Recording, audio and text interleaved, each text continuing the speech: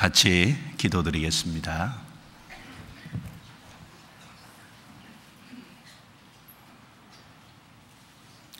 거룩하시고 은혜로우시고 자비로우시며 살아 역사하시는 우리 아버지 하나님, 죄 가운데 살던 저희들을 구원해 주시고 하나님의 거룩한 자녀로 삼아 주시며 진리 가운데 살아가도록 도와주신 것을 진심으로 감사합니다.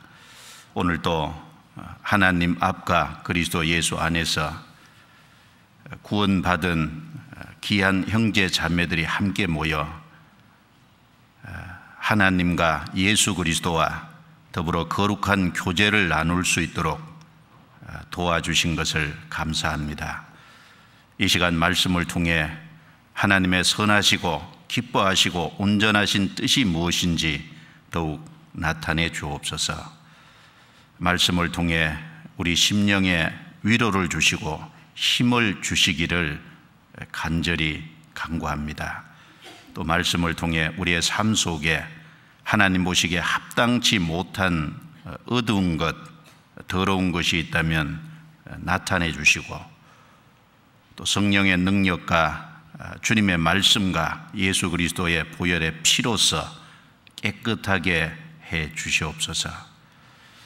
말씀으로 변화를 받고 말씀의 인도함을 받는 삶을 더욱 살아가도록 도와주옵소서.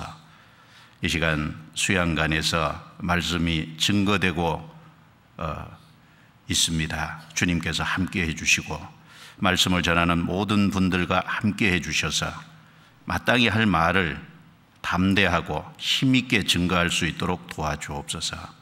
또 말씀을 통해 많은 사람들이 거듭날 수 있도록 도와주셔서 하나님께만 영광이 돌아가게 해 주옵소서.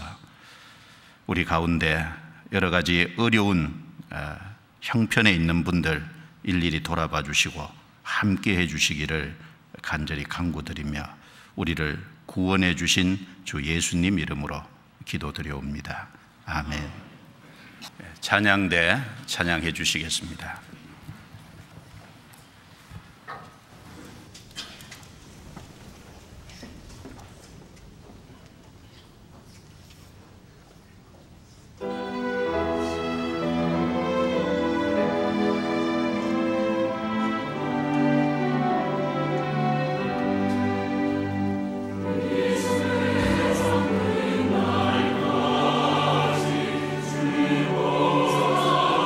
주님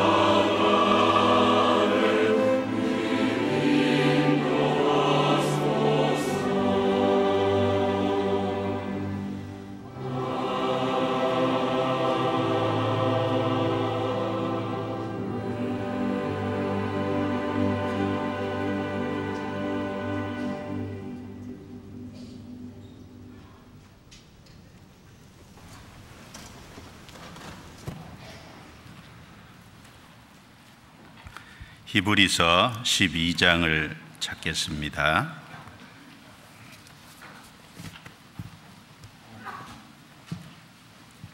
히브리서 12장 18절 말씀입니다.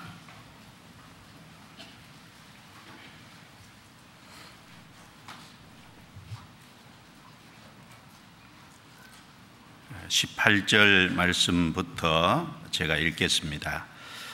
너희의 이른 곳은 만질만한 불 붙는 산과 흑운과 흑암과 폭풍과 나팔 소리와 말하는 소리가 아니라 그 소리를 듣는 자들은 더 말씀하지 아니하시기를 구하였으니 이는 짐승이라도 산에 이르거든 돌로 침을 당하리라 하신 명을 저희가 견디지 못함이라. 그 보이는 바가 이렇듯이 무섭기로 모세도 이르되 내가 심히 두렵고 떨린다 하였으나 22절부터 24절은 같이 읽습니다. 그러나 너희가 이른 곳은 시온산과 살아계신 하나님의 도성인 하늘의 예루살렘과 천만 천사와 하늘에 기록한 장자들의 총회와 교회와 만민의 심판자이신 하나님과 및 온전케 된 의인의 영들과 새 언약의 중보이신 예수와 및 아벨의 피보다 더 낫게 말하는 뿌린 피니라.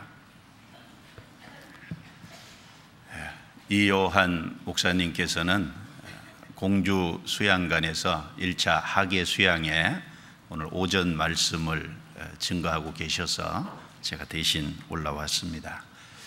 1차 학예 수양의 인원이 좀 궁금하시죠?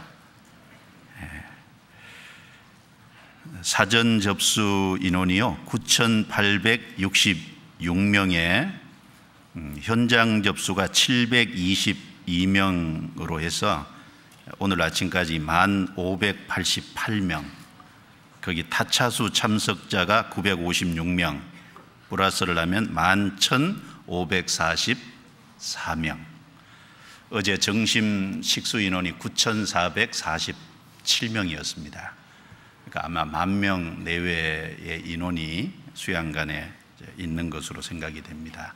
어제 오후에도 더 많이 들어오시고 수양관이 이제 상당히 이제 많은 분들로 인해서 북적거리고 있습니다. 좋은 현상이죠. 저희가 시설만 좀 더 확충하면 더 많은 분들이 좀 쾌적한 상황에서 말씀을 듣고 교제할 수 있겠다라고 생각이 됩니다. 오늘 오전에 복음 말씀이 증거되고 오후에 상담이 있고 저녁에 또 복음 말씀이 증거됩니다. 기도해 주시기를 바랍니다. 그리고 3차 학예 수양회는 이제 서울 분들의 3차인데 3차도 사전 접수가 9,700명이 넘었어요. 그래서 아마 1차 못지않게 많은 분들이 참여할 것 같습니다. 오늘은 히브리서 12장 18절부터 24절 이 말씀을 좀 중심해서 말씀을 좀 드려보겠습니다. 이 본문 말씀은 율법과 은혜를 비교해서 말씀을 하고 있습니다. 18절부터 21절까지 내용은 시내산에서 율법이 주어지는 모습을 기록하고 있고 22절부터 24절 말씀은 예수 그리스도 안에 주어진 은혜가 무엇인가를 설명하는 것입니다. 그래서 율법과 은혜를 대조해서 말씀을 하고 있습니다. 특별히 23절부터 24절 말씀에 22절부터 23절, 24절 세 구절에 보면 예수 그리스도 안에 주어진 은혜와 축복을 7가지로 말씀을 하시면서 맨 마지막에 아벨의 피보다 더 낫게 말하는 뿌린 피니라고 말씀을 여기 기록을 해 놓으셨습니다. 아벨의 피보다 더 낫게 말하는 뿌린 피다라고 했습니다. 아벨의 피도 말하고 있고 예수님의 피도 무엇인가를 말하고 있다는 겁니다. 아벨의 피와 예수님의 피는 하나님을 향해서도 이제 말하고 있고, 아벨의 피와 예수님의 피는 사람을 향해서도 무엇인가를 이제 말하고 있습니다. 다만 차이가 있다면은 아벨의 피보다 예수님의 피는 더 낮게 말하는 뿌린 피다, 이렇게 말씀을 하고 있습니다. 불신자를 향해서도 이제 피는 말하고 있고, 성도를 향해서도 이 피는 말을 하고 있습니다. 무슨 말을 하고 있을까요? 이 아벨의 피보다 더 낮게 말하는 뿌린 피, 오늘 이것을 좀 말씀을 드리려고 합니다. 이 말씀드리기 전에 율법과 은혜를 대조해 놓은 본문이기 때문에 간단하게 대조해 보고, 또 구원받은 성도가 참여되어 있는 7가지 은혜와 축복, 이것을 좀 살펴보면서 마지막에 아벨의 피보다 더 낮게 말하는 뿌린 티에 대해서도 좀 생각을 같이 해보겠습니다. 먼저 여기 18절을 보시면은 너희의 이른 곳은, 그럼 19절 중간에 보면 아니라, 너희의 이른 곳은 아니라, 특별히 만질만한 불붙는 산과 흑운과 흑암과 폭풍과 나팔 소리와 말하는 소리가 아니라, 구약의 이스라엘 백성들은 시내산에 율법이 수여되는 그 가운데 참여되고 있었습니다. 그런데 성도는 이곳에 참여한 것이 아니죠. 너희의 이룬 곳은 아니라, 22절에 그러나 너희가 이룬 곳은, 성도가 참여된 곳은 특별히 22절부터 24절에 7가지로 말하고 있습니다. 여기 이제 이룬 곳은, 이룬 곳이라는 단어는 완료 시제로 사용이 되고 있는데, 뜻은 도달했다라는 뜻입니다. 즉 이미 도착해 있다, 혹은 이미 참여되어 있다, 그런 뜻입니다. 출애굽한 이스라엘 백성들은 시내산이라고 하는 율법이 수여되는 그곳에 참여되어 있었잖아요. 그리고 지금도 교회를 열심히 다니지만 자기 행위를 의지하는 사람은 다 시내산에 참여되어 있는 것과 같은 겁니다. 그런데 성도는 시내산에 참여되어 있는 것이 아닙니다. 특별히 성도는 22절에 너희가 이룬 것은 시온산과 살아계신 하나님의 도성인 하늘의 예루살렘과, 특별히 성도는 시온산과 살아계신 하나님의 도성인 하늘의 예루살렘이라고 하는 아주 놀라운 곳에 사실은 참여가 되어 있습니다. 이 성도가 아직 천성에 도착해 있는 것이 아니지 않습니까? 그런데 도착해 있는 것이 아닌데 왜 완료 시제를 사용해서 너희가 도착해 있다, 너희가 참여되어 있다, 완료 시제를 사용했냐 하면은, 성도가 천국에 아직 들어가 있는 것은 아니지만 천국에 들어가도록 약속받은 것이기 때문에 사실은 이미 도착해 있는 것과 똑같은 겁니다. 그리고 성도는 천국이라는 종착지를 향해서 순례하는 순례자잖아요. 순례자의 무리에 우리가 참여되어 있기 때문에 이미 도착해 있는 것과 사실은 같은 것입니다. 그 성경은 아직 완료되지 않은 것을 완료 시제로 사용해서 말씀한 것이 많이 있잖아요. 예를 들면은 요한복음 5장 24절에 내가 진실로 진실로 너희에게 이르노니 내 말을 듣고 또 나 보내신 이를 믿는 자는 영생을 얻었고 심판에 이르지 아니하나니 사망에서 생명으로 옮겼느니라. 영생을 얻었고라고 했잖아요. 그리고 사망에서 생명으로 옮겼느니라. 그러니까 사망은 아담 아니고 지옥입니다. 생명은 예수 그리스도 아니고 천국을 설명하죠. 왜 완료 시제를 써서 단정적이고 확정적으로 이렇게 말씀했냐면, 이미 그곳에 가 있는 것은 아니지만 그럴지라도 이게 변경될 수 없는, 바뀔 수 없는 분명한 사실이기 때문에 단정적이고 확정적으로 이렇게 말씀을 하고 있다는 겁니다. 그리스도인의 육신은 비록 땅에 살고 있지만 영적인 위치는 이미 하늘에 도달해 있는 겁니다. 그래서 거룩하고 영광스러운 곳에 참여되어 있죠. 성도는 시내산에 참여되어 있는 게 아니라 시온산과 살아계신 하나님의 도성인 하늘의 예루살렘에 참여되어 있습니다. 성도는 율법에 참여되어 있는 게 아니죠. 성도는 예수 그리스도 안에 있는 은혜에 참여되어 있는 것이 확실합니다. 그래서 너희가 이룬 곳은 아직 우리가 전국에 도착해 있는 것은 아닌데 여기 도착해 있다, 이미 이르러 있다, 이렇게 아주 단정적으로 말씀을 하고 있습니다. 7가지가 대조되어 있습니다. 여기 잘 보시면 18절부터 21절은 시내산의 율법을 수여하는 모습인데 18절, 19절에 시내산이라는 장소를 포함해서 7가지를 말하고 있죠. 너희의 이른 곳은 만질만한 불 붙는 산가, 장소는 시내산이고 그 시내산에 불 붙는 산이다 그랬습니다. 그 다음에 흑운가, 그 다음에 흑암가, 그 다음에 폭풍과 나팔 소리와 말하는 소리, 이제 7가지입니다. 특별히 7가지를 의도적으로 이야기를 했고, 그리고 22절부터 24절에 성도가 참여되어 있는 것도 특별히 7가지를 거론하고 있죠. 첫 번째는 시온산과 살아계신 하나님의 도성인 하늘의 예루살렘, 두 번째는 천만 천사, 세 번째는 하늘에 기록한 장자들의 총회와 교회와, 장자들의 총회인 교회예요. 신약시대 구원받은 성도들을 말하기 때문에 총회나 교회. 그래서 여기 세 번째, 그리고 네 번째 만민의 심판자이신 하나님, 그리고 온전케 된 의인의 영들, 새 언약의 중보이신 예수, 아벨의 피보다 더 낫게 말하는 뿌린 피. 시내산의 율법이 주어지는 거기에 딱 7가지 특징적인 것을 여기 거론했고, 예수 그리스도 안에 있는 7가지를 특징적으로 여기 거론을 했습니다. 사실 모든 훌륭한 것은 반대되는 것에 의해서 그 가치가 더욱 드러나잖아요. 예를 들면 어두움이 완전히 없다고 합시다. 어두움이 완전히 없다면 빛이라는 것의 중요성을 잘 모를 수 있잖아요. 어두움이라는 것이 있기 때문에 빛이 빛으로 더 밝게 드러나는 겁니다.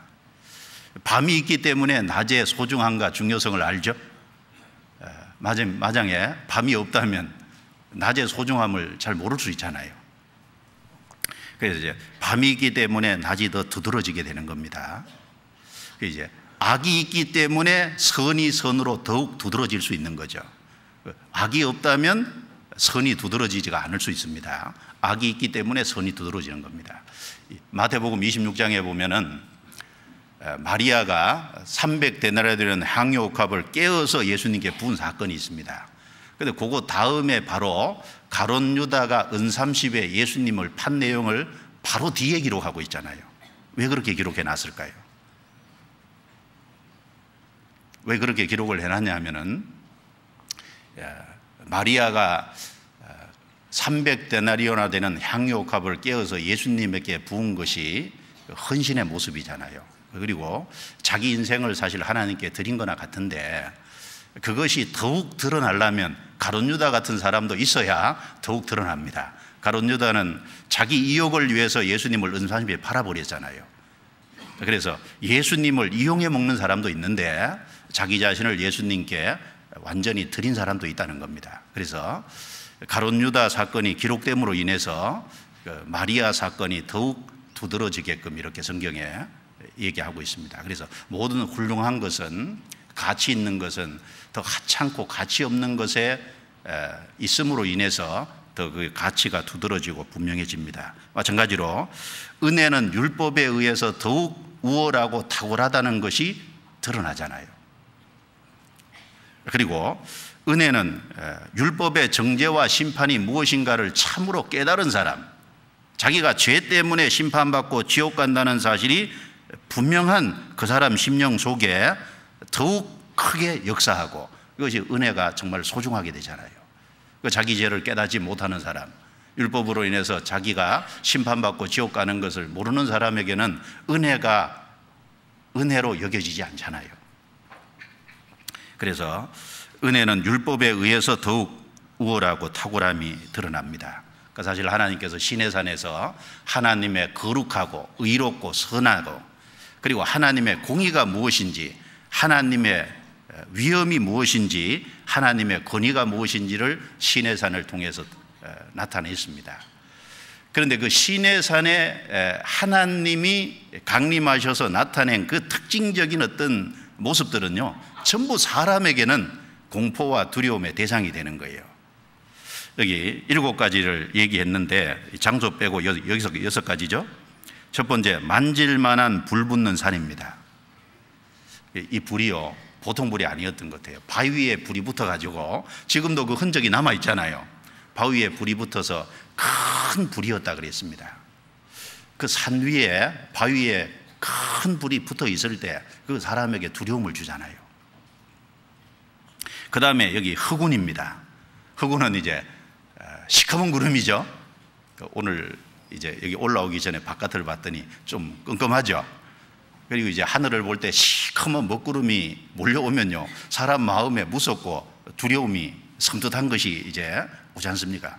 이것도 이제 무섭게 하는 거고, 그 다음에 흑암과 캄캄한 흑암도 사람에게 두려움을 주는 거고, 그 다음에 폭풍도 사람에게 두려움을 주는 거고, 그 다음에 나팔 소리라 그랬습니다. 출애굽기 19장에 보면은 하나님이 강림하실 때 나팔 소리가 적은 소리가 아니라 나팔 소리가 심히 크니 그랬는데, 그 시내산에 큰 나팔 소리가 울릴 때 이스라엘 백성들은 밑에서 너무너무 두려웠을 겁니다. 그리고 말하는 소리라 그랬죠. 거기에 하나님이 음성으로 직접 말씀하셨잖아요. 그 소리가 하나님이 직접 말씀하셨을 때 그 하나님의 음성이 얼마나 위험이 있었겠어요. 하나님의 그 음성이 얼마나 사람에게 두려움을 줬겠습니까? 신명기 5장에 보면은 이스라엘 백성들이 그 하나님의 음성을 듣고 너무너무 두려워서 모세를 찾아와서 다시는 우리에게 직접 말하지 말게 해달라고, 하나님이 우리에게 말씀을 하시면 우리는 그 자리에서 죽을까 겁이 난다. 그래서 하나님이 그 이스라엘 백성들이 모세에게 한 그 말을 받아들여서 그 다음부터는 모세를 통해서 말씀하시고 직접 말씀 안 하셨잖아요. 여기 이야기하는 것이 하나같이 두려움을 주는 것들입니다. 그래서 19절 뒷부분에 그 소리를 듣는 자들은 더 말씀하지 아니하시기를 구하였으니 이는 짐승이라도 산에 이르거든 돌로 침을 당하리라 하신 명을 저희가 견디지 못함이라. 그래서 산에 출애굽기 19장에 보면은 일정 딱 산의 경계를 딱 지경을 정해가지고 그 지경 안으로 들어오면은 사람은 뭐 두말할 것도 없고 짐승이라도 그 지경 안을 침범하면 하나님이 다 죽이겠다고 얘기했잖아요. 경계가 딱 쳐져가지고 그 경계 안으로는 어느 누구도 범접할 수 없는 그런 상황이었습니다. 그래서 21절에 그 보이는 바가 이렇듯이 무섭기로 모세도 이르되 내가 심히 두렵고 떨린다 하였으나, 하나님의 말씀을 받아서 이스라엘 백성에게 전달하는 모세조차도 그 보이는 바가 이렇듯이 심히 두렵고 떨린다. 보통 두려운 게 아니라 모세조차도 심히 두렵고 떨었다면 이스라엘 백성은 말할 것도 없잖아요. 여러분, 모세가 누굽니까? 출애굽기 33장 11절에 보면요, 사람이 그 친구와 이야기함 같이 여호와께서 모세와 대면하여 말씀하셨다, 그렇게 기록해 놨는데, 모세는 하나님이 친구처럼 대했던 사람입니다. 사람이 친구와 이야기함 같이 하나님이 모세와 대면하여 말씀하신, 바로 친구같이 이야기했던, 그러니까 대면해서 하나님의 말씀을 들었던 아주 가까운 그런 모세조차도 심히 두렵고 떨었다면 어느 누구가 거기 범접할 수 있겠습니까? 그래서 이 시내산의 율법이 수여되는 이 장면은 하나같이 두려운 것이었습니다. 그래서 하나님의 거룩하심, 하나님의 의롭고 선하심, 그리고 하나님의 권위와 위엄, 하나님의 공의가 무엇이라는 것을 여기에 하나님께서 나타내신 겁니다. 범죄한 인간은 그 하나님의 의롭고 선하신 거룩하심, 권위 앞에서 두렵고 떨 수밖에 없는 겁니다. 그래서 율법이 주어질 때는 어느 누구도 범접할 수 없는, 그런데 예수님이 이 땅에 오셨습니다. 완전히 반대되죠. 하나님이 사람으로 오신 그 예수 그리스도 앞에는 많은 사람이 자유스럽게 나왔잖아요. 마태복음 5장 찾아보겠습니다. 여기 접고 마태복음 5장.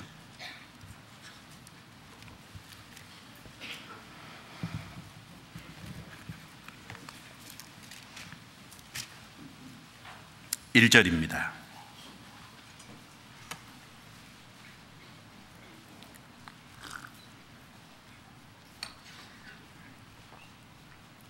(1절) 같이 읽겠습니다. 예수께서 무리를 보시고 산에 올라가 앉으시니 제자들이 나아온지라. 시내산은 하나님이 시내산에 직접 오셨잖아요. 이스라엘 백성들이 모습을 못 봐서 그렇지 하나님이 시내산에 강림하셨다 그랬거든요. 직접 오신 겁니다.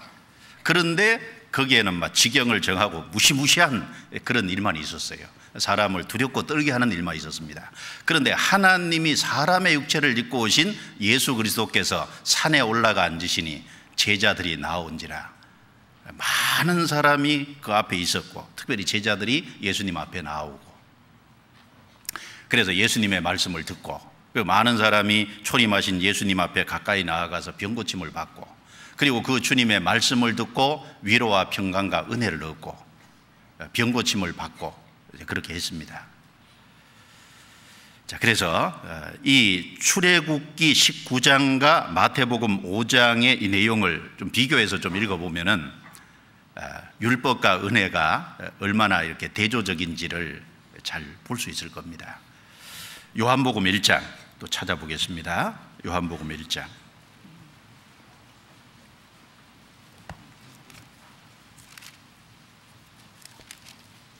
17절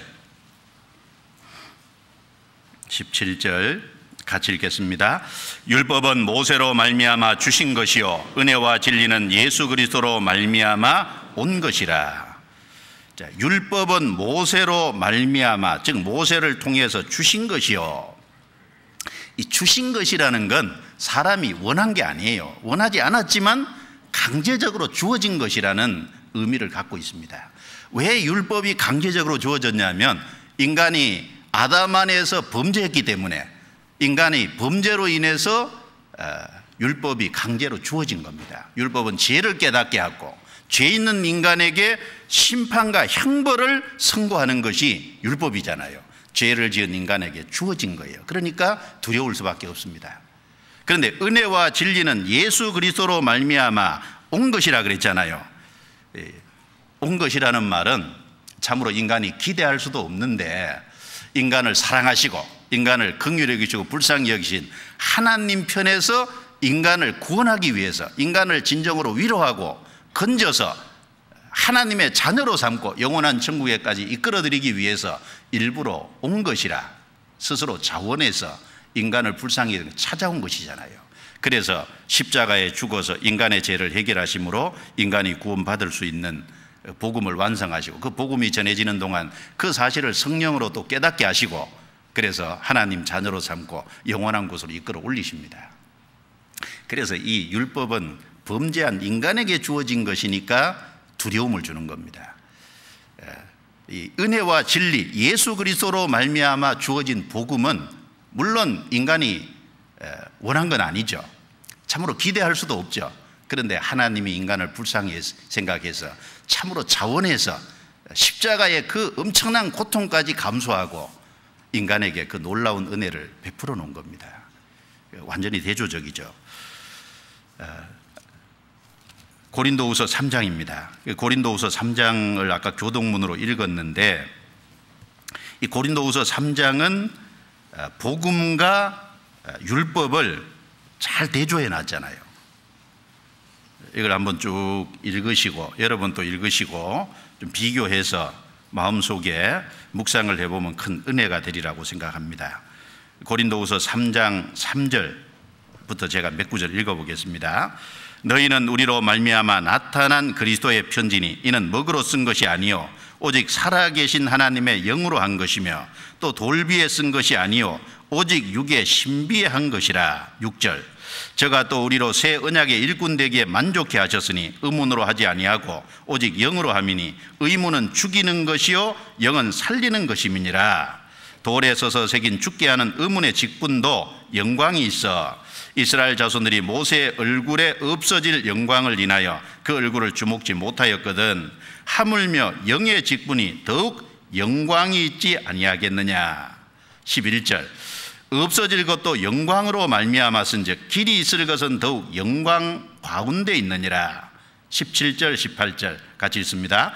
주는 영이시니 주의 영이 계신 곳에는 자유함이 있느니라. 우리가 다 수건을 벗은 얼굴로 거울을 보는 것 같이 주의 영광을 보매 저와 같은 형상으로 하여 영광으로 영광에 이르니 곧 주의 영으로 말미암음이니라. 여기 율법과 은혜, 즉 복음을 대조해 놨죠. 3절에 보시면, 자, 율법은 하나님의 손가락으로 돌이라는 그 돌판에 새겨준 것이잖아요.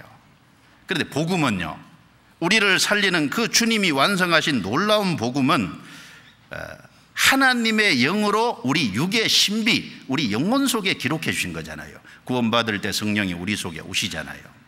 죄사함을 깨닫게 하시는 동시에 우리 속에 오셔서 그 우리의 보증으로, 구원의 보증으로 계십니다. 그래서 성령으로 육의 신비에 기록했고, 그 다음에 6절에 의무는 죽이는 것이요 영은 살리는 것이라. 율법은 사람을 죽이는 거죠. 율법은 죄를 죄로 더욱 드러나게 하고, 그래서 죄 때문에 심판받고 형벌받는다는 것을 말씀하는 겁니다. 그래서 율법 앞에서 사람은 더욱 죄인으로 드러나고 심판과 형벌이 더욱 분명해져. 율법은 죽이는 겁니다. 복음은 영은 살리는 것이라. 예수님이 십자가에서 완성하신 복음을 성령이 증거하시잖아요. 그 복음은 사람의 죽어있는 영혼을 살리잖아요. 지옥 가는 영혼을 살려서 천국 가게 하잖아요. 그리고 이 율법을 받아 전했던 이 모세는 의문의 직분, 정죄의 직분이었습니다. 물론 하나님의 일꾼이니까 귀하지만 의문의 직분, 정죄의 직분, 그 사람을 정죄하는, 심판받게 하는 그 율법을 증거하는 정죄의 직분을 받았어요. 그런데 구원받은 사람들은 영의 직분을 받았잖아요. 의의 일꾼이 된 겁니다. 그러니까 율법의 정죄의 직분보다도 의의 직분, 그리고 이 복음을 전하는 영의 직분은 훨씬 더 영광스럽다는 겁니다. 그리고 여기 11절에 보면, 11절에 없어질 것도 영광으로 말미암았은즉, 이 율법은 여기 없어질 거라 그랬어요. 여기 이 말씀은 특별히 율법은 예수 그리스도가 오실 때까지만 한정되어 있잖아요. 예수 그리스도께서 오심으로 새 언약으로 대체가 됐습니다. 그리고 이제 한 사람이 구원을 받기 전까지 그 사람을 예수 그리스도 앞으로 이끌고 가는데 율법은 역할을 합니다. 그러나 이제 구원을 받으면 이제 율법에서 해방되잖아요. 그래서 율법을 여기 없어질 것이라고 얘기했고, 그리고 복음을 여기 길이 있을 것은 더욱 영광 가운데 있느니라 그랬어요. 그리고 율법은 사람을 속박하는 거잖아요. 그런데 복음은 사람을 자유롭게 하는 거잖아요. 그래서 17절에 보면 주의 영이시니 주의 영이 계신 곳에는 자유함이 있느니라. 이제 구원을 받고 나면은 그 심판과 형벌에서 자유케 되고, 죄에서 자유케 되고, 성령이 오셔서 우리를 다스려 가심으로 죄의 권세에서도 점점 해방이 되는, 그리고 주님이 재림하심으로 말미암아 우리 몸속에 있는 죄성까지 싹 없애고 영원한 천국에 부활의 몸을 입고 들어갈 때는 이제 죄하고 전혀 상관없는 몸이 되잖아요. 신령한 몸이 됩니다. 그리고 우리 신앙생활 속에서도 얽매여 있던 것에 대해서 점점 더 벗어지게 하잖아요. 그래서 영광에서 영광으로 이렇게 말씀을 했습니다. 그래서 이 고린도후서 3장에도 율법과 은혜, 즉 예수 그리스도 안에 있는 은혜와 복음하고 이렇게 비교를 해서 잘 설명해 놨습니다. 고린도후서 히브리서 12장에 그 율법과 은혜를 아주 대조한 것처럼 이곳에서 대조해 놨으니까 좀 많이 읽어보고 좀 묵상을 하면 좋겠다 싶습니다. 그런데 교회를 다니면서도 아직 구원을 받지 못한, 자기 행위를 의지하고 하나님 앞에 나아가려는 사람은 아직 어디에 있죠? 아직 시내산에 있는 겁니다. 그 시내산에 율법이 수여지는 그 두렵고 무서운 곳에 있는 거예요. 그래서 로마서 8장을 보겠습니다. 로마서 8장.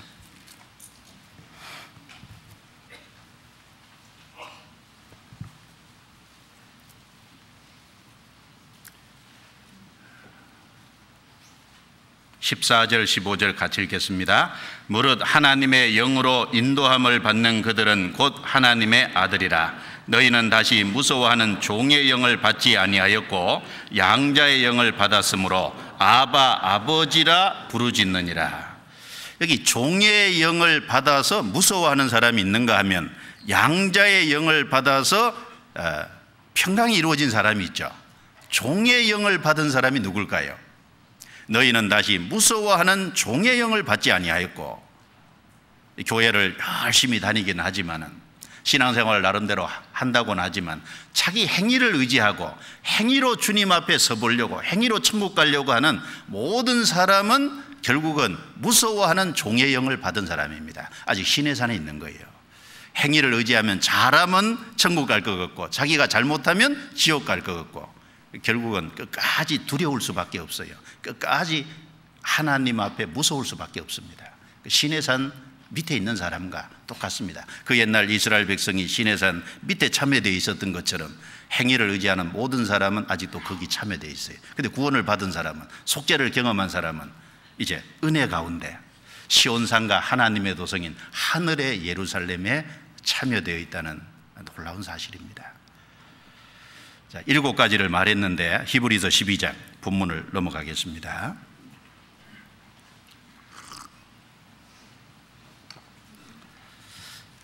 히브리서 12장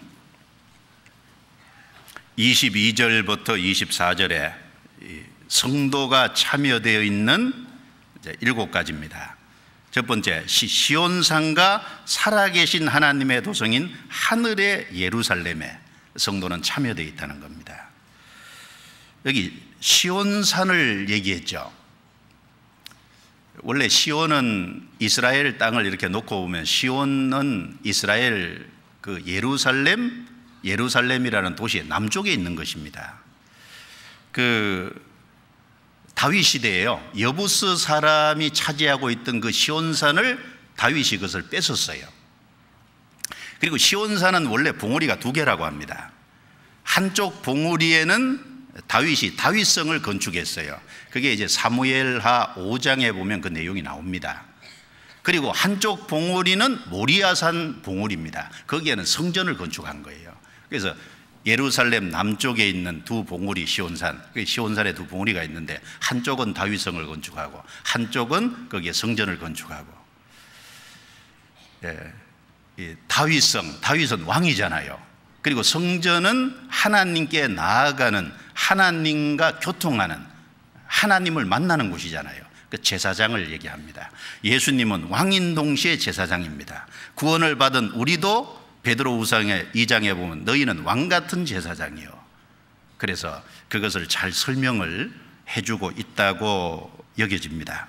그래서 구약의 시온산과 예루살렘은요, 하나님의 거처, 그리고 영원한 천국의 이 모형이 된 겁니다. 그래서 구약의 모든 축복이 흘러나오는 것이 어디냐? 시온산, 예루살렘, 시온산과 예루살렘은 하나님의 거처, 그리고 천국의 모형, 그리고 축복이 나오는 바로 그곳입니다. 그래서 성경에 보면은 그런 내용이 많죠. 먼저 이 시온산은 하나님의 거처라 그랬는데 좀 찾아보겠습니다. 시편 48편입니다. 여기 접고 시편 48편.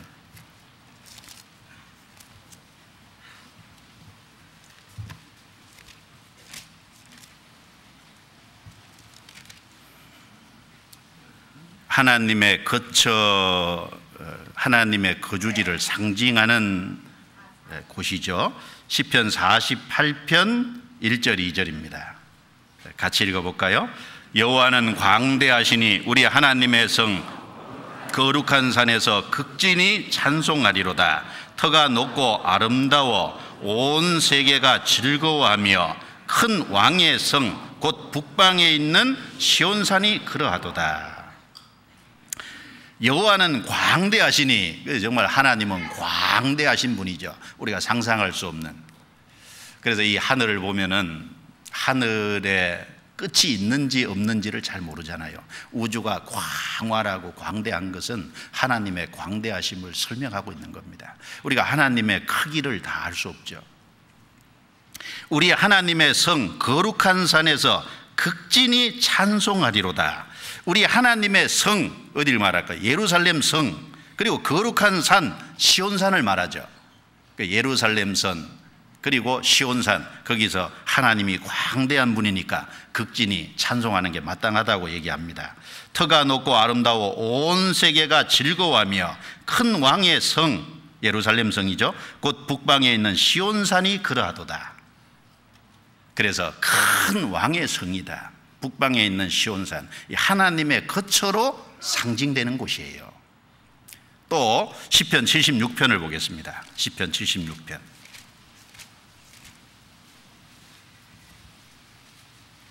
1절 2절 또 같이 읽겠습니다. 하나님이 유다에 알림바 되셨으며 그 이름은 이스라엘의 크시도다. 그 장막이 또한 살렘에 있으며 그 처소는 시온에 있도다.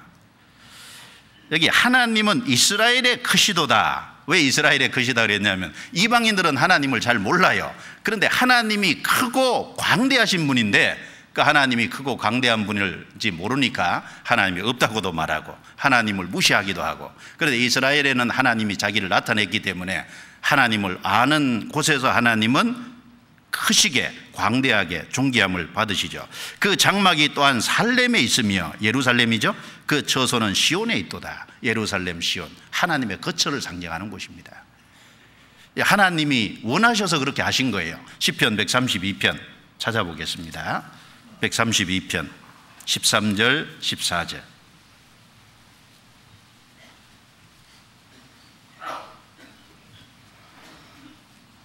시편 132편 13절 14절 또 같이 읽어볼까요? 여호와께서 시온을 택하시고 자기 거처를 삼고자 하여 이르시기를 이는 나의 영원히 쉴 곳이라. 내가 여기 거할 곳은 이를 원하였음이로다. 하나님이 원하셔서 시온을 택하시고 거기에 자기 거처를 삼으신 거예요. 그래서 시온과 산과 예루살렘은 하나님의 거처가로 상징되는, 그리고 하나님의 통치의 보좌가 있는 그 통치의 보좌로 상징되는 곳입니다. 이사야 24장을 보겠습니다. 이사야 24장. 이 이사야 24장은 마지막 심판을 말씀하는 내용입니다. 이사야 24장 1절에 보시면 여호와께서 땅을 공허하게 하시며 항모하게 하시며 뒤집어 엎으시고 그 거민을 흩으시리니, 3절에 땅이 온전히 공허하게 되고 온전히 항모하게 되리라. 여호와께서 이 말씀을 하셨느니라. 이 세상 마지막에 하나님이 심판할 때 땅이 온전히 공허하게 온전히 항모하게 되는 그런 일이 있습니다.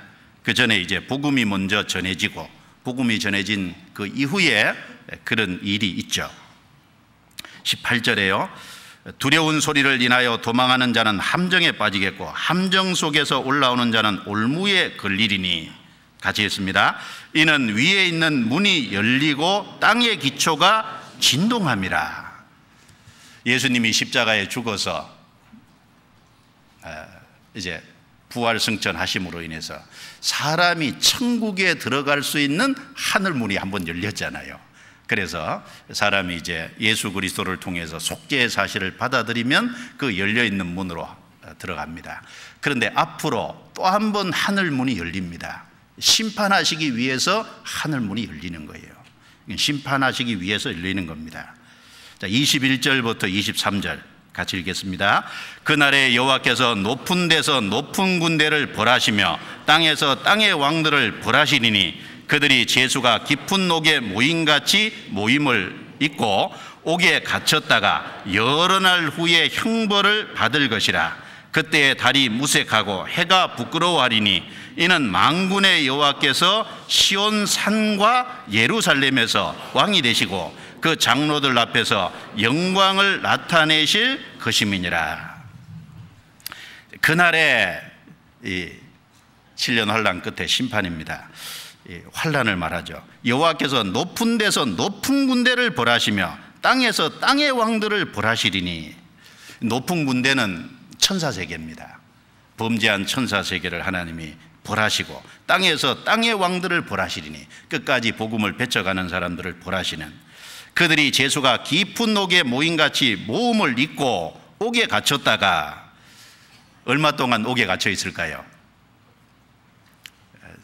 7년 환란 끝에 하는 심판이 있잖아요. 옥에 갇혔다가 여러 날 후에 형벌을 받을 것이라. 7년 환란 끝에 마지막 백보자 심판이 있습니다. 그리고 그때 달이 무색하고 해가 부끄러워하리니 이는 만군의 여호와께서 시온산과 예루살렘에서 왕이 되시고 그 장로들 앞에서 영광을 나타내실 것임이니라. 여기도 시온산과 예루살렘, 하나님의 통치의 보좌가 있는 곳으로 상징되는, 그래서 시온산과 예루살렘은 그 하나의 모형이죠. 통치의 보좌가 있는 이제 곳입니다. 장로들 앞에서 영광을 나타내실 것입니다. 이 장로가 누구겠어요? 신구약 성경에 구원받은 성도들이겠죠. 그곳에서 하나님이 영광을 나타내시는 그런 일이 있습니다. 그리고 하나님의 모든 은혜와 축복이 흘러나오는 곳이 구약에 보면 이제 시온산과 예루살렘이에요. 시편 128편 또 넘겨보겠습니다. 시편 128편 5절 6절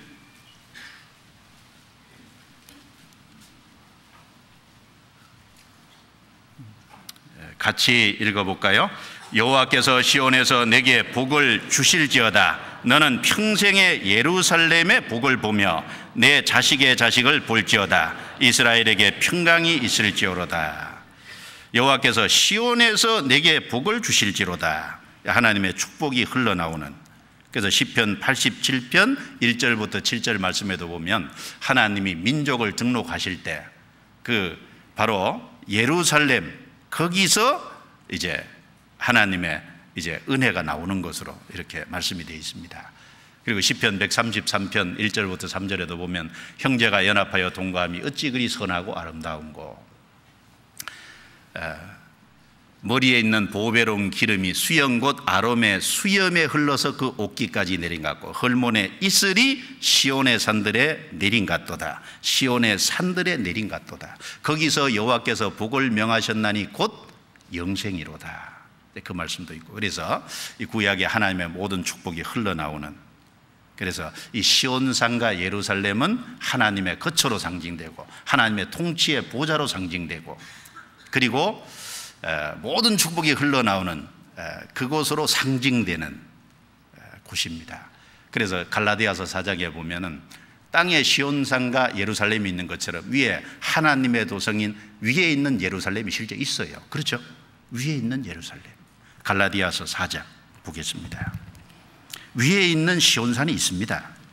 갈라디아서 4장.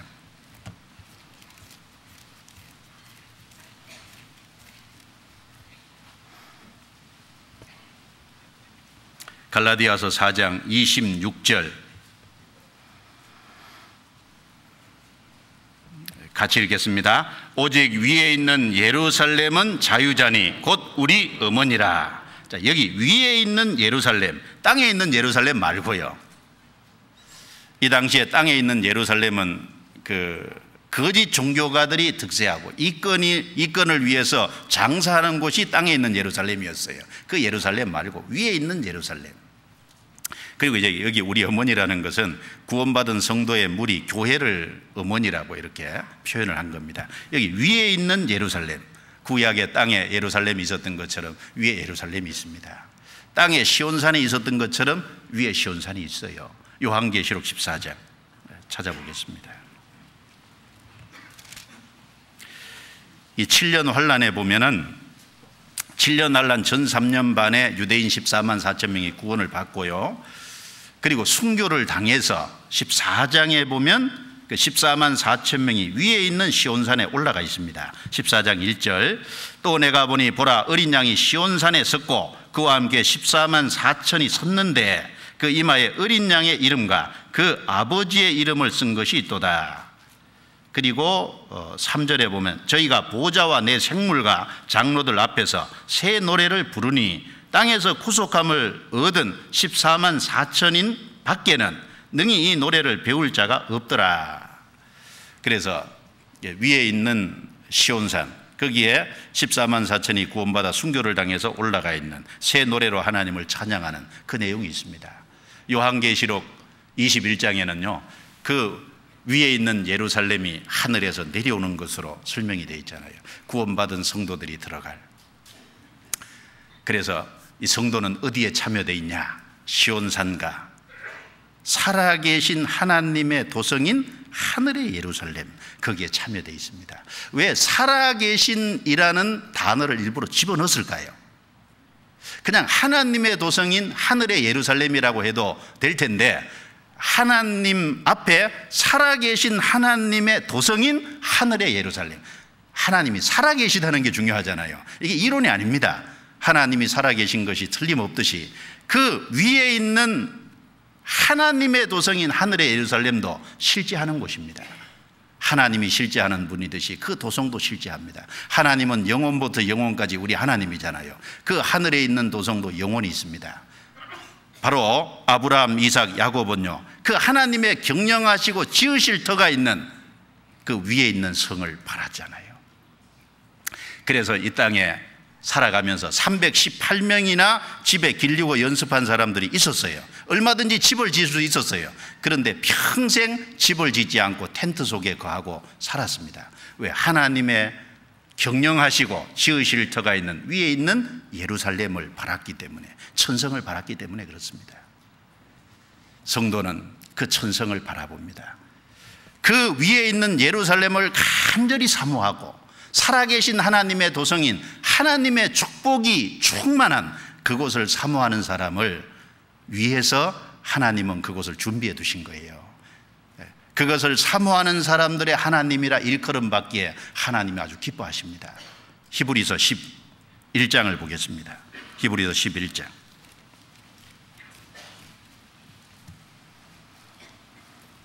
히브리서 11장 9절.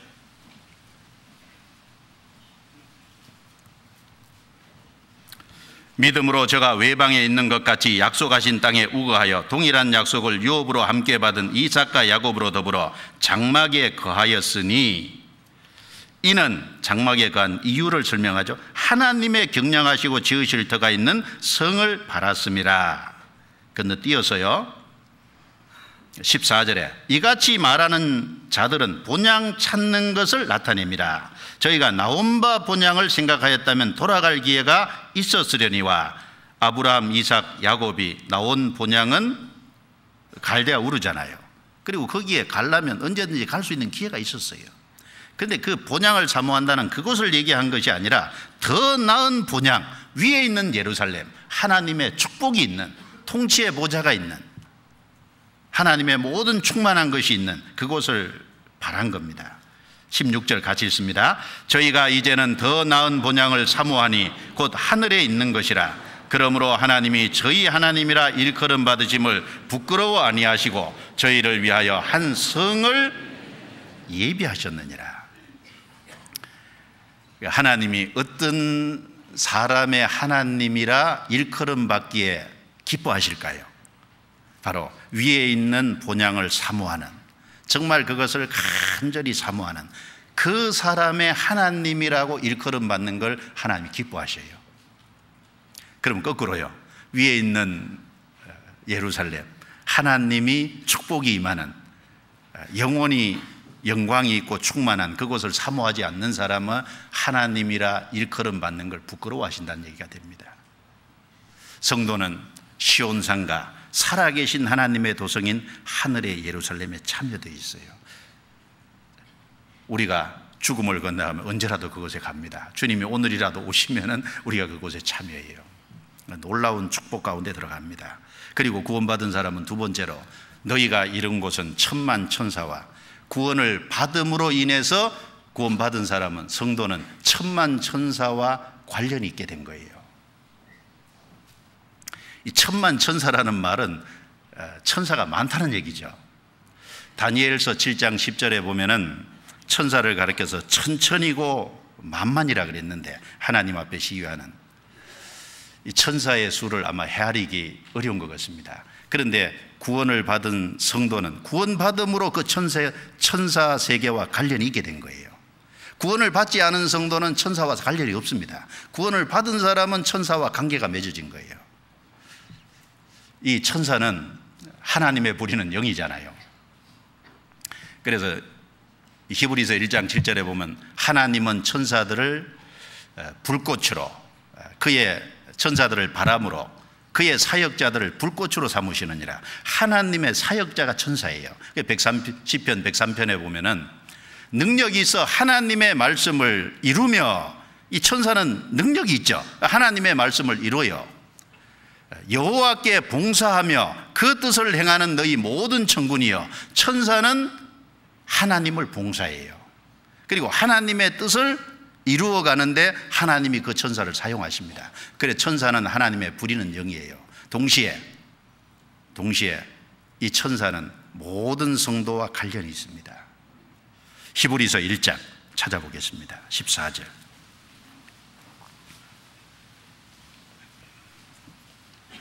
히브리서 1장 14절 같이 읽어볼까요? 모든 천사들은 부리는 영으로서 구원 얻을 후사들을 위하여 섬기라고 보내심이 아니뇨.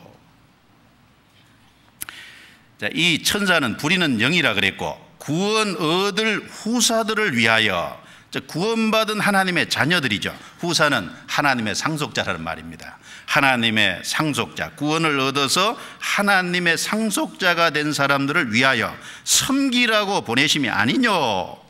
이 구원받은 하나님의 상속자들을요, 천사가 섬겨요. 하나님이 섬기라고 보내셨어요. 그런데 14절 제일 앞 단어가 뭡니까? 천사들입니까? 모든 천사들입니까? 모든 천사예요. 그러니까 우리가 구원을 받음으로 모든 천사와 관련이 있게 된 겁니다. 모든 천사는 구원받은 하나님의 자녀들을 섬깁니다. 이 땅에서도 섬기고 죽음 건너편에 영원한 세계에서도 영원히 섬겨요. 천사는 하나님의 아들이 될 수 없어요. 구원을 받은 사람은 하나님의 아들입니다. 비록 이 땅에서는 육체를 입고 천사보다 못한 존재 같지만 죽음을 건너가면 천사 위에 있는, 천사를 판단할 수 있는 위치에 있는 사람이 구원받은 성도입니다. 내가 구원을 받음으로, 하나님의 속죄를 경험으로 모든 천사와 관련이 맺어진 거예요. 그래서 구약 성경에 보면은 천사들이 성도를 보호하는 것이 여러 군데 나오잖아요. 열왕기하 6장에 보면 엘리사 시대입니다. 아람 사람들이 많은 군대를 보내서 엘리사가 있는 집과 성을, 이게 엄청난 군대로 포위를 딱 한 거예요. 엘리사를 잡으려고. 아침에 깨어 일어나 보니까 종 게하시가요, 엄청난 군대가 집을 포위하고 있잖아요. 그래서 엘리사에게 얘기하기를, 내 주여 어찌하오리까? 엄청난 군대가 이제 포위를 하고 있는데 엘리사와 게하시 딱 둘밖에 없거든요. 이제 어찌하렵니까? 어찌하리까? 이 잡혀서 죽는 수밖에 없다. 그런데 엘리사가 뭐라 그랬습니까? 우리와 함께한 자가 저들보다 많다. 게하시 깜짝 놀랐죠. 아니, 둘밖에 없는데. 그래서 하나님께 기도하니까 하나님이 게하시의 눈을 열어서요, 불말과 불병거가 엘리사의 집을 다 진치고 포위하고 보호하고 있는 것을 보여준 거예요. 갑자기 그 아람 군대의 눈을 다 멀게 해버렸습니다. 기도하니까. 그래서 사마리아 성으로 눈먼 아람 군대를 이끌고 들어가서요, 그래 나중에 눈을 뜨게 해서 고쳐서 다시 아람으로 보냈죠. 혼났죠. 그러니까 다시 못 들어오는 겁니다. 우리가 함께한 자들이 저들보다 많다. 이 모든 천사들은 구원받은 성도들을 섬기고 있어요. 또 열왕기상 19장에 보면 엘리야 시대 때 엘리야가요, 갈멜산에서 바알 선지자 450명과 대결을 해서 이겼잖아요. 하나님이 응답의 불을 내려주셔서 이스라엘 백성들이 그 바알 선지자 450명을 죽였습니다. 이제 승리한 줄 알았는데 그 아합과 이세벨은 전혀 마음이 바뀌지 않은 거예요. 그 사실이 이세벨에게 알려지고, 그래서 이세벨이 엘리야에게 사람을 보내서 내일 이맘때까지 내가 너를 죽이지 않으면 신이 내게 벌을 내리기를 원한다. 죽이겠다고 협박한 겁니다. 그러니까 엘리야가 할 수 없이 도망했죠. 저 남쪽에 부엘세바 강야까지 가서요. 그리고 거기서 하룻길쯤 더 들어가서 로뎀 나무 아래 지쳐서 쓰러졌어요. 그리고 거기서 기도하기를, 하나님, 이제 족합니다. 내 사역은 여기서 끝났습니다. 나는 내 조상보다 더 낫지 못합니다. 하나님, 나를 죽여주십시오. 그래서 쓰러져 자고 있어요. 그런데 거기 보면 천사가 와서 어루만졌다 그랬어요. 천사가 엘리야를 어루만졌어요. 그래서 깨웠어요. 그래서 깨보니까요, 숯불 위에 구운 떡이 있고 한 병 물이 있었어요. 그걸 먹었어요. 그런데 너무 기진한 상태라서 그거 가지고 충분한 양이 안 되는 거예요. 다시 잤어요. 다시 천사가 어루만지고 깨웠어요. 그래서 그 떡과 물을 먹고 힘을 얻어서 40일 밤낮으로 거져서 하나님의 산 호렙까지 갔잖아요. 거기 보면 천사가 엘리야를 어루만졌다 그랬어요. 그리고 사도행전 12장에 보면 베드로가 옥에 갇혔습니다. 야고보가 최초로 순교당하고, 그리고 헤롯은 그 야고보를 죽인 걸 이스라엘 백성들이 좋아하는 것을 보고 베드로도 죽이려고 옥에 가뒀어요. 그런데 하나님이 천사를 보내서 옥문을 열고 베드로를 이끌어냈잖아요. 그런 일이 성경에 많습니다. 모든 천사들은 부리는 영으로서 구원 얻을 후사들을 위하여 섬기라고 보내심이 아니냐. 하나님이 특별히 구원받을 사람들을 섬기라고 천사를 보내셨어요. 그래서 이 시편 34편 7절에 보면 여호와의 사자가 주를 경외하는 자를 둘러 진치고 저희를 건지시는도다. 여호와의 사자, 천사가 주를 경외하는 자를 둘러서 진을 치고 하나님이 천사를 통해서 보호하고 계셔요. 그리고 구원을 받은 사람은 그 천사를 판단할 위치에 있잖아요. 성경 고린도전서 6장입니다. 6장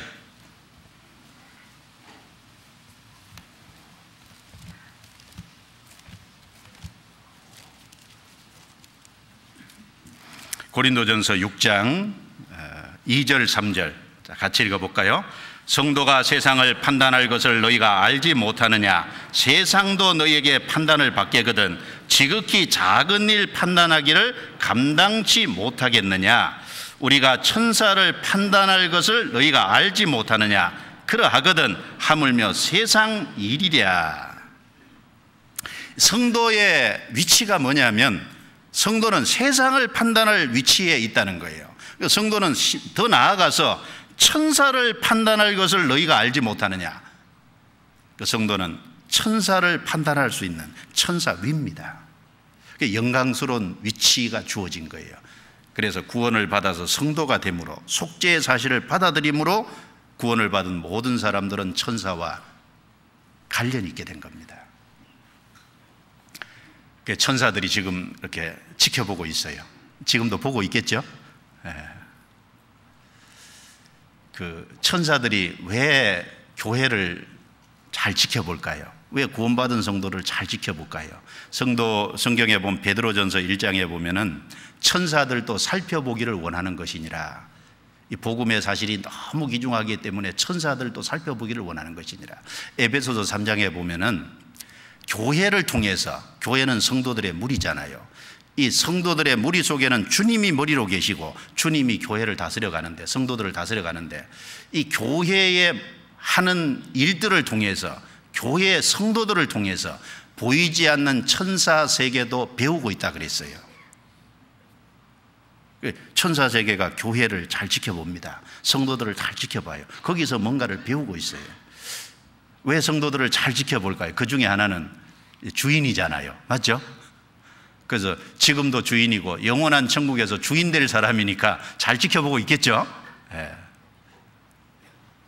그래서 성도가 됨으로 천만 천사와 연관이 있게 됐다는 사실을 설명하는 겁니다. 그리고 세 번째, 하늘에 기록한 장자들의 총회와 교회 그랬습니다. 이 신약시대 모든 구원받은 성도들을 말하는 겁니다. 하늘에 기록한 장자들의 총회인 교회예요. 총회인 교회. 총회는 이제 무리를 말하죠. 총회인 교회를 말합니다. 특별히 구원받은 성도의 이름은 하늘에 기록이 되어 있어요. 하늘에 기록이 되어 있다는 건 땅에 기록이 되어 있는 것과 대조적인 거잖아요. 구원을 받지 않은 사람의 이름은 땅에 흙에 기록이 되어 있습니다. 구원을 받은 사람의 이름은 하늘에 기록이 되어 있어요. 예레미야 17장 한번 찾아보겠습니다. 예레미야 17장 13절.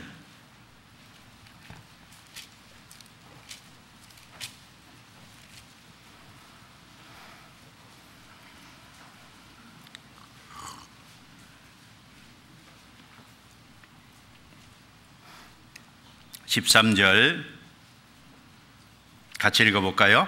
이스라엘의 소망이신 여호와여, 무릇 주를 버리는 자는 다 수치를 당할 것이라. 무릇 여호와를 떠나는 자는 흙에 기록이 되오리니 이는 생수의 근원이신 여호와를 버림이니이다.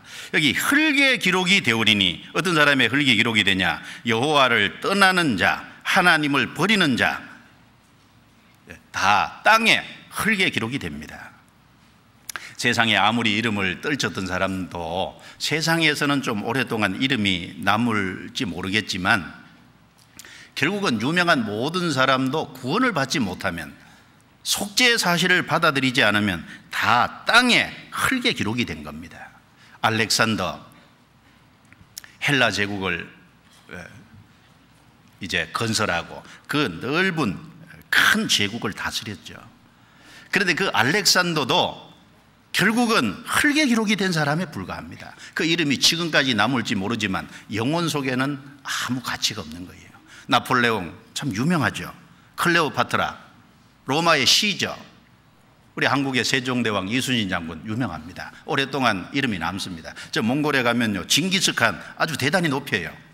그런데 다 흙에 기록이 된 겁니다. 그런데 구원을 받은 사람은 하늘에 이름이 기록됐잖아요. 하늘에 기록됐다는 건 영원히 남는다는 겁니다. 아무리 세상에서는 알아주지 않고, 아무리 적은 어린아이도, 아무리 힘없는 나이 많은 어른일지라도 구원을 받은 사람은 하늘에 이름이 기록된 거예요. 영원히 남습니다. 성경 누가복음 10장.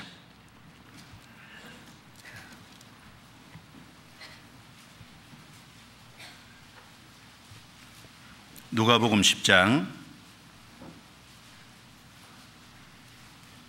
20절입니다. 20절.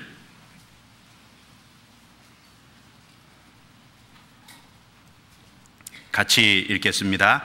그러나 귀신들이 너희에게 항복하는 것으로 기뻐하지 말고 너희 이름이 하늘에 기록된 것으로 기뻐하라 하시니라. 자, 너희 이름이 하늘에 기록된 것으로 기뻐하라. 이 예수님이 70명의 제자를 뽑고 70명의 제자를 둘씩 딱 지어서 전도하러 보냈어요. 그 전도하고 돌아와서 전도 보고, 선교 보고를 하는 겁니다. 앞에 쭉 읽어보면. 근데 그 선교를 쭉 하는 가운데서, 전도를 하는 가운데서 뭐 귀신들을 명하니까 귀신들도 나가잖아요. 예수님도 귀신을 쫓아냈지만 예수님의 제자들도 귀신을 쫓아냈어요. 그러니까 그게 기뻐서 말할 때, 여기 귀신들이 너희에게 항복하는 것으로 기뻐하지 말고 너희 이름이 하늘에 기록된 것으로 기뻐하라. 가장 중요한 게 뭐예요? 사람이 구원을 받아서 지옥 갈 인생이 건진받아서 영원한 천국에 들어가는 영생을 얻었다는, 그 이름이 생명책에 기록됐다는 그 사실보다 더 놀라운 것이 있겠느냐, 그 말입니다. 우리 인생 속에 우리가 가장 잘한 것 중에 하나가 뭐예요? 회개하고 믿은 거잖아요. 회개하고 믿은 것은 우리 인생의 가장 잘한 선택입니다. 그래서 우리 이름이 하늘에 기록되어 있는 그것이 가장 놀라운 거잖아요. 그 하늘에 기록되어 있다는 것으로 기뻐하라 그랬어요. 그래서 우리가 이 땅에 살아가면서요, 우리에게 세상에 아무 기뻐할 것이 없어도 기뻐할 수 있는 것이 하나 있잖아요. 우리 이름이 하늘에 기록된 것으로 우리는 영원히 사실은 기뻐할 수 있는 사람들입니다.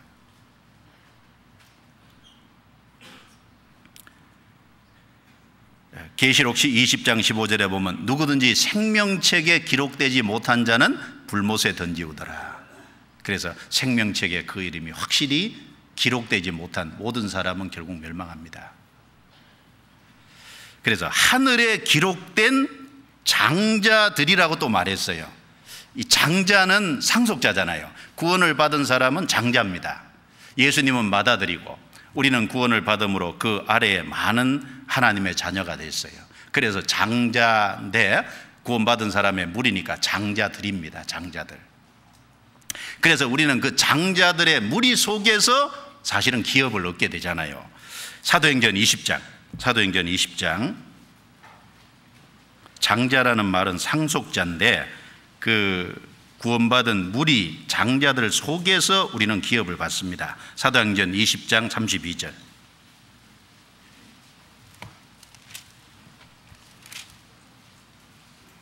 자, 같이 읽어볼까요? 지금 내가 너희를 주와 및 그 은혜의 말씀께 부탁하노니 그 말씀이 너희를 능히 든든히 세우사 거룩해 하심을 입은 모든 자 가운데 기업이 있게 하시리라. 거룩해 하심을 입은 모든 자, 한마디로 말하면 장자들입니다. 모든 자 가운데 기업이 있게 하시리라. 거기서 우리는 기업을 같이 얻고 누립니다. 사도행전 26장 18절. 26장 18절. 이것은 바울 사도를 하나님이 이제 구원해서 이방인의 사도로 세우면서 사명을 주신 것을 말씀하는 내용입니다. 17절 18절 제가 읽습니다. 이스라엘과 이방인들에게 내가 너를 구원하여 저희에게 보내어 그 눈을 뜨게 하여 어두운 데서 빛으로 사단의 권세에서 하나님께로 돌아가게 하고, 같이 읽습니다.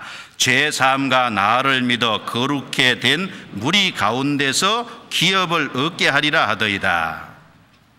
죄 사함과 나를 믿어 거룩해 된 무리 가운데서 죄 사함을 받고 이제 거룩하게 된 무리 장자들입니다. 그 가운데서 기업을 얻게 하리라. 우리가 장자라는 건 기업을 받을 상속자라는 겁니다. 그 무리 속에서 우리도 같이 기업을 받습니다. 그런데 그 장자의 권리를 팔아버린 사람이 있죠. 창세기 25장에 보면 야곱의 형 에서입니다. 에서는 장자로 태어났어요. 그래서 아브라함의 하나님, 이삭의 하나님, 에서의 하나님이 될 뻔했다고요. 그런데 에서의 하나님이 아니라 야곱의 하나님으로 돌아갔잖아요.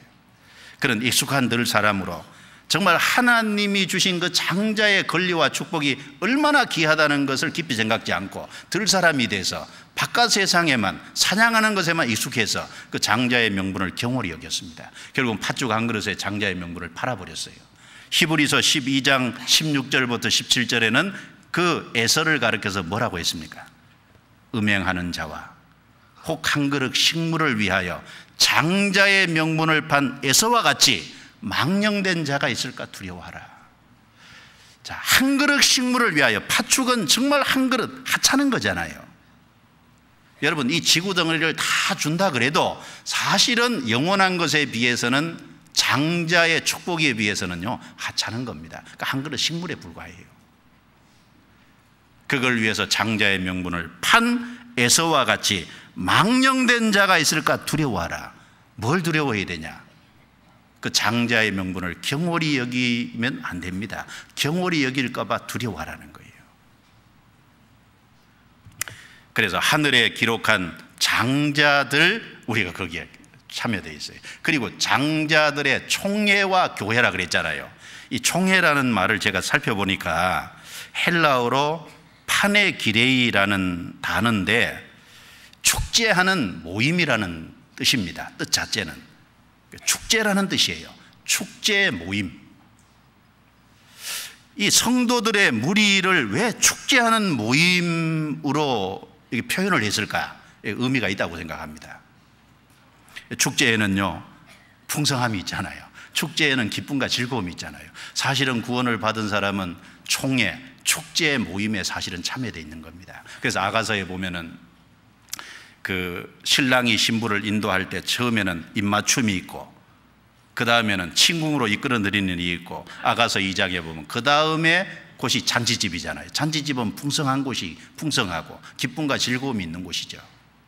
그래서 베드로후서 2장에도 보면 구원받은 사람의 무리, 교제를 가리켜서, 모임을 가리켜서 연례라고 했고, 그리고 유다서 1장 12절에 보면 구원받은 사람의 교제, 무리를 애찬이라 그랬어요. 사랑의 어떤 잔치, 애찬이라고 이렇게 표현을 했습니다.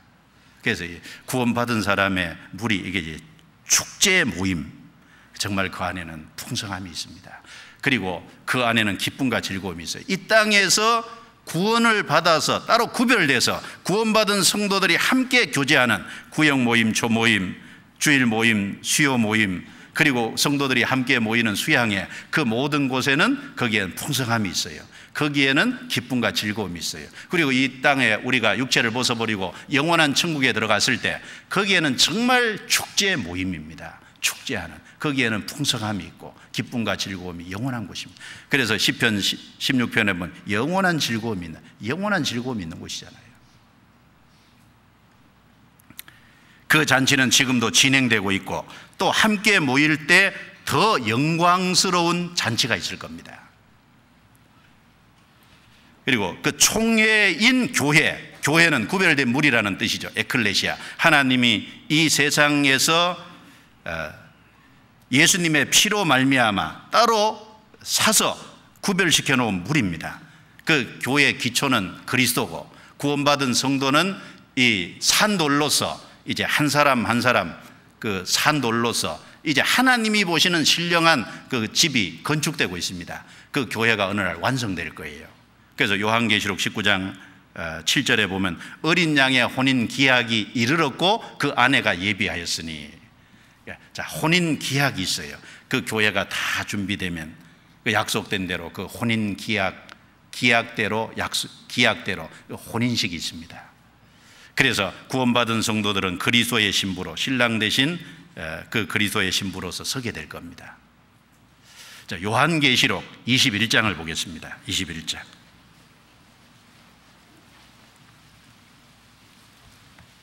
(21장) 9절.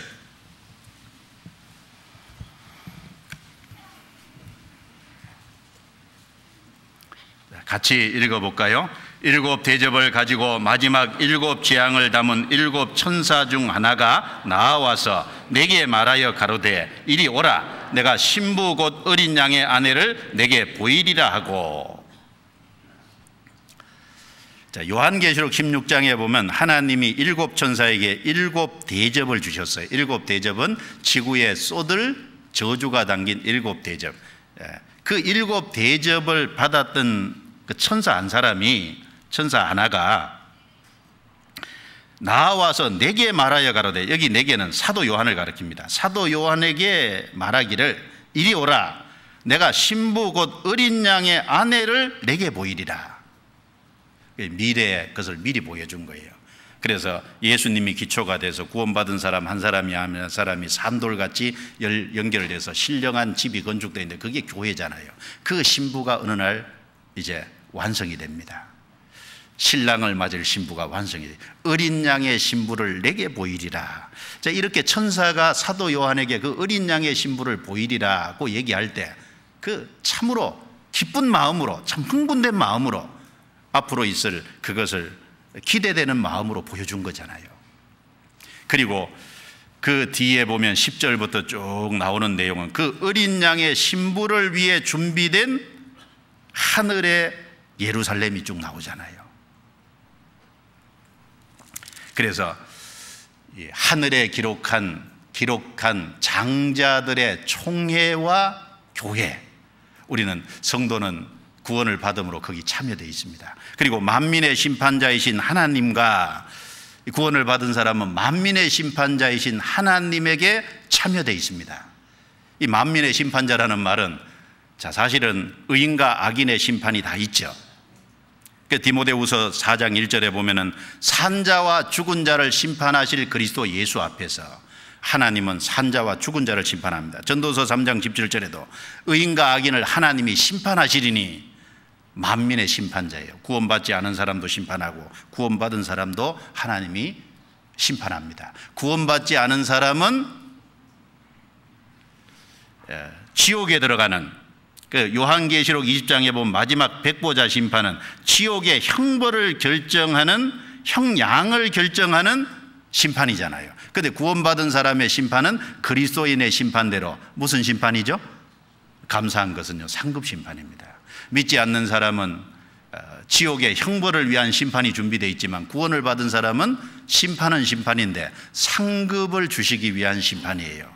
구원받은 사람, 구원해 주신 것도 감사한데 한 사람 한 사람의 삶 속에 잘한 것은 다 하나님께서 상으로 갚아주시잖아요.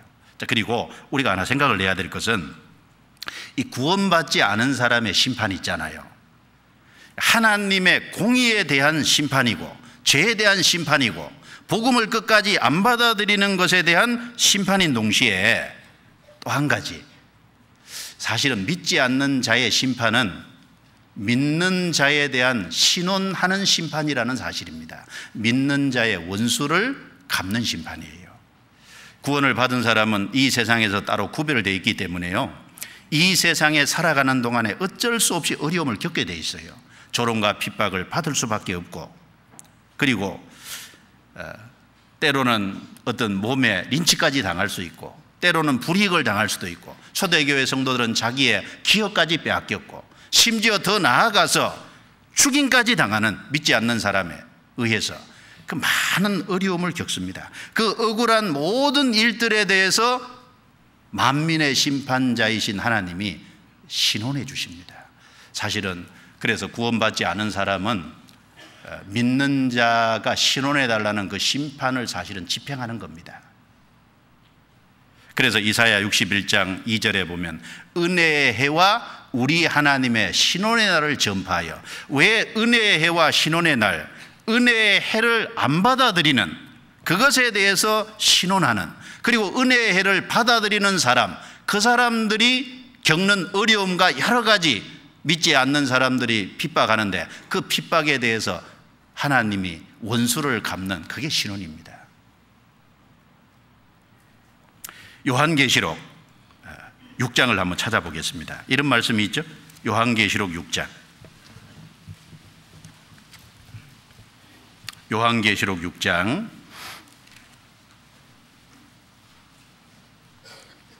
9절부터 11절입니다. 9절부터 11절. 다섯째 인을 떼실 때 내가 보니 하나님의 말씀과 저희의 가진 증거를 인하여 죽임을 당한 영혼들이 제단 아래 있어, 같이 읽습니다. 큰 소리로 불러 가로되 거룩하고 참되신 대주제여, 땅에 거하는 자들을 심판하여 우리 피를 신원하여 주지 아니하시기를 어느 때까지 하시려나이까 하니, 각각 저희에게 흰 두루마기를 주시며 가라사대 아직 잠시 동안 쉬되 저희 동무종들과 형제들도 자기처럼 죽임을 받아 그 수가 차기까지 하라 하시더라. 여기 죽임을 당한 영혼들이잖아요. 복음을 받아들임으로 하나님의 자녀가 됐기 때문에, 세상에서 구별됐기 때문에 세상 사람들, 안 믿는 사람들로 인해서 많은 어려움을 겪고, 특별히 여기는 7년 환란 전 3년 반에 구원받은 14만 4천 명이 환란 중에서 결국은 순교를 당하는데, 그 환란 중에 구원을 받아 순교당한 영혼들이 자기 피를 신원해 주실 것을 여기 요청하는 내용입니다. 그 심판이 내려오죠. 요한계시록 8장입니다. 요한계시록 8장 3절. 그래서 하나님이 7년 환란에 이 땅의 심판을 집행하는 것은 성도들의 기도를 신원하시는 거예요. 3절. 또 다른 천사가 와서 제단 곁에 서서 금 향로를 가지고 많은 향을 받았으니 이는 모든 성도의 기도들과 합하여 보좌 금단에 드리고자 함이라. 향연이 성도의 기도와 함께 천사의 손으로부터 하나님 앞으로 올라가는지라. 같이 읽습니다. 천사가 향로를 가지고 단 위에 불을 담아다가 땅에 쏟음에 내성과 음성과 번개와 지진이 나더라. 자, 5절은 땅에 하나님의 심판이 집행되는 건데, 심판이 집행되는 그 내용 전에 이 금향로가 나오잖아요. 금향로에 그 안에 많은 향이 있는데 그 향이 성도의 기도라는 겁니다. 그래서 4절에 향연이 성도의 기도와 함께 천사의 손에 의해서 하나님 보좌 앞으로 올려가는 거예요. 하나님이 성도들의 모든 기도를 받습니다. 특별히 여기서의 기도는 신원해 달라는 기도가 올라가는 그 기도를 하나님이 다 받으시는 걸 말합니다. 자, 그래서 하나님이 그 기도를 받고 그 향로에다가 뭘 담죠? 제단에 불을 담아서 이번에는 땅에 쏟아요. 이게 상징하는 것이 뭡니까? 성도의 기도에 대한 응답이라는 겁니다. 성도가 신원해 주실 것에 대한 기도가 올라가고 하나님은 그 기도를 외면치 않고 심판하는 것을 가르쳐요. 그래서 불신자에 대한 심판은 결국 성도의 억울한 일에 대한 신혼의 심판입니다. 원수를 갚는 거예요. 그래서 요한계시록 16장 또 보겠습니다. 이런 말씀도 있죠. 자, 여기 7 대접 땅에 내리는 재앙을 얘기하면서 4절입니다. 16장 4절. 셋째가 그 대접을 강과 물 근원에 쏟음에 피가 되더라. 내가 들으니 물을 차지한 선사가 가로되 전에도 계셨고 시방도 계신 거룩하신 이여 이렇게 심판하시니 의로우시도다. 같이 읽습니다. 저희가 성도들과 선지자들의 피를 흘렸으므로 저희로 피를 마시게 하신 것이 합당하니이다 하더라. 또 내가 들으니 제단이 말하기를 그러하다. 주 하나님 곧 전능하신 이시여 심판하시는 것이 참되시고 의로우시도다 하더라. 자, 성도들과 선지자의 피를 역사 속에서 많이 흘린 거예요. 그 성도들의 피를 흘리고 선지자들의 피를 흘린, 성도들을 괴롭히고 핍박하고 조롱하고 멸시하고 이 모든 것에 대한 것의 심판으로서 7년 환난 속에 하나님이 물을 피로 만들어서 불신자에게 피를 먹게 하시는 겁니다. 그래서 땅의 심판은 성도들의 억울한 일에 대한 신원하시는 심판이에요. 그래서 만민의 심판자이신 하나님을 우리가 모시고 있습니다. 우리는 구원을 받음으로 그 만민의 심판자이신 하나님을 아버지로 모신 사람이에요. 성도들의 모든 억울한 일은 주님이 갚아주세요. 그러니까 내가 보복하면 안 됩니다. 땅에 있으면서 주님께 맡길 수 있어요. 그래서 베드로전서 2장 23절에 보면 예수님이 욕을 받으시되 욕하지 아니하시고 고난을 받으시되 위협하지 아니하시고 오직 공의로 심판하시는 자에게 부탁하시며, 예수님도 공의로 심판하는 자에게 부탁하신 것처럼 성도의 모든 억울한 일이 있으면 그 주님께 부탁해야 됩니다. 특별히 히브리서가 기록될 당시에는요, 히브리인 중에 믿는 사람들이 그 믿는 동족, 안 믿는 불신자들에 의해서요 많은 환난을 받았어요. 구경거리가 되고 멸시를 받고, 그래서 유대 사회에서요 출교를 당하기도 하고 기업을 빼앗기기도 하고 심지어 죽임을 당하기도 하고, 그 모든 것에 대해서 심판하시는, 신원해 주시는 만민의 심판자이신 하나님이 계십니다.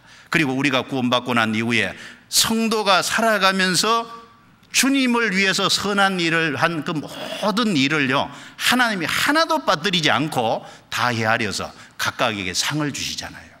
성도의 그리스도인에 대해 심판대가 있습니다. 그래서 요한계시록 22장 12절 13절에 보라 내가 속히 오리니 내가 줄 상이 내게 있어 각 사람이 그의 일한 대로 갚아주리라. 생각해 보시죠. 냉수 한 그릇 떠주는 것도 상을 잃지 않는다면 성도가 진리 가운데 살아가면서 바르게 향한 거 다 갚아주시지 않겠어요? 우리는 그 만민의 심판자이신 하나님에게 참여되어 있습니다. 그리고 또 온전케 된 의인의 영들이라 그랬죠. 온전케 된 의인의 영들은 구약시대에 구원받은 모든 성도들을 말합니다. 온전케 됐다는 말이요, 완료가 돼서 그 상태가 지속되는 것을 말하는데 육체와 분리되어 영으로 존재하는 영혼들을 말합니다. 온전케 된 의인의 영들, 구약시대에 구원받은 모든 성도들이에요. 자, 성도는 구원을 받음으로, 신약시대 구원받은 성도는 구약시대 모든 성도와 관련이 있게 됐잖아요. 구약시대 모든 성도는 성도의 삶과 관련이 있습니다. 성도들은 구약시대 성도들이 어떻게 살았는지 성경에 기록된 것을 보고 그 본을 쫓아서 살아가잖아요. 그리고 구약시대 성도들이 바르게 살은 그 결과의 보상도 우리가 보고 있잖아요. 그 보상을 보면서 그게 힘이 되고 위로가 돼서 우리 마음에 격동이 되잖아요. 그리고 장차 주님이 오시면은 신구약 성도가 다 함께 모일 겁니다. 온전히 연합하는 것이 있을 거예요. 그래서 내가 성도가 됨으로 구약시대 온전케 된 구원받은 모든 성도들과 관련이 있게 된 겁니다. 구원을 안 받으면요, 우린 아브라함과도 상관이 없고 다윗과도 상관이 없고 엘리사도 상관이 없습니다. 그런데 구원을 받음으로 구약시대 그 모든 먼저 구원받은 온전케 된 의인들과 관련이 있게 된 거예요. 그리고 새 언약의 중보이신 예수와 우리는 새 언약의 중보자 되시는 예수님에게 참여되어 있잖아요. 옛 언약은 돌에 새겨졌습니다. 그리고 구약시대 제사함 받는 것은 짐승의 피를 흘려서 속죄를 받았지만 부분적이고 일시적이잖아요. 그림자였잖아요.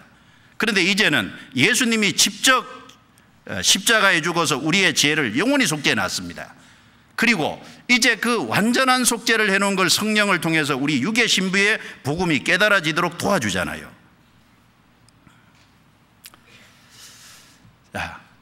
사람은 죄가 있기 때문에 행위로 말미암아 하나님 앞에 아무도 설 수 없습니다. 출애굽기 33장에 모세에게 하나님 말씀하신 내가 내 얼굴을 보지 못하리니, 그렇죠. 범죄한 인간은 하나님의 진짜 모습을 볼 수 없고 하나님 앞에 나아갈 수 없습니다. 그런데 예수 그리스도라는 중재자를 통해서 우리는 하나님 앞에 나아갈 수 있게 됐잖아요. 디모데전서 2장 찾아보겠습니다. 디모데전서 2장.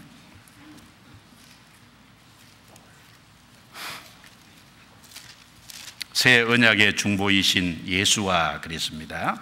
디모데전서 2장 5절 6절 같이 읽을까요?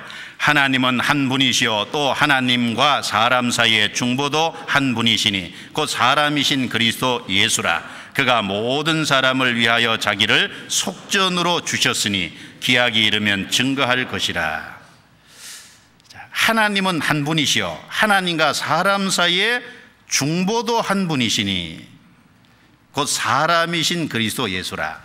하나님이 사람의 육체를 입고 오신, 인성을 입으신 예수 그리스도, 그분이 하나님과 우리 사이의 유일한 중보이십니다. 그 예수님이 새 언약의 중보이십니다. 우리는 그 예수님에게 참여되어 있습니다. 그 예수님을 힘입어서 구원을 받았고 예수님을 중보자로 삼아서 하나님께 나아갈 수 있고, 지금도 그 예수님을 중보자로 삼아서 우리가 기도할 수 있잖아요. 우리는 그 중보자 되시는 예수님을 모시고 있습니다. 그래서 결코 이루어지지 않습니다. 구원받은 성도를 아무도 대적할 수 없습니다. 로마서 8장 31절. 로마서 8장 31절 봅시다.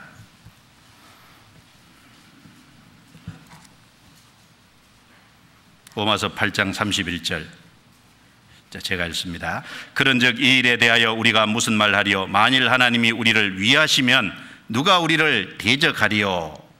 33절. 누가 능히 하나님의 택하신 자들을 송사하리요? 의롭다 하시는 이는 하나님이시니 누가 정죄하리요? 죽으실 뿐 아니라 다시 살아나신 이는 그리스도 예수시니 그런 하나님 우편에 계신 자요 우리를 위하여 간구하시는 자신이라. 37절입니다. 그러나 이 모든 일에 우리를 사랑하시는 이로 말미암아 우리가 넉넉히 이기느니라. 38절 39절은 같이 읽습니다. 내가 확신하노니 사망이나 생명이나 천사들이나 권세자들이나 현재일이나 장래일이나 능력이나 높음이나 기품이나 다른 아무 피조물이라도 우리를 우리 주 그리스도 예수 안에 있는 하나님의 사랑에서 끊을 수 없으리라. 자, 누가 우리를 대적하리요? 누가 성도를 송사하리요? 누가 정죄하리요? 아무도 그럴 수 없잖아요. 중보자 되시는 예수님이 계시잖아요. 그 예수님이 지금도 우리를 위해서 기도하고 있잖아요. 내가 여전히 부족하죠. 내가 허물이 많죠. 실수하는 것이 있죠. 그래도 여전히 하나님 앞에 나아갈 수 있는 것은 예수님이 중보자로서 영원한 속죄를 해주셨고 지금도 우리를 위해서 중재하고 계시기 때문에 그 예수님 때문에 우리가 하나님께 담대하게 나아갈 수 있잖아요. 부족함에도 불구하고 계속해서 나아갈 수 있잖아요. 넘어졌는데 일어설 수 있잖아요. 만약에 지난죄만 사했다면 주님 앞에 나아갈 수 없잖아요. 영원히 다 용서를 해놓으시고 지금도 우리를 위해서 중보자로서 활동하고 계시기 때문에 우리가 그분을 힘입어서 나아갑니다.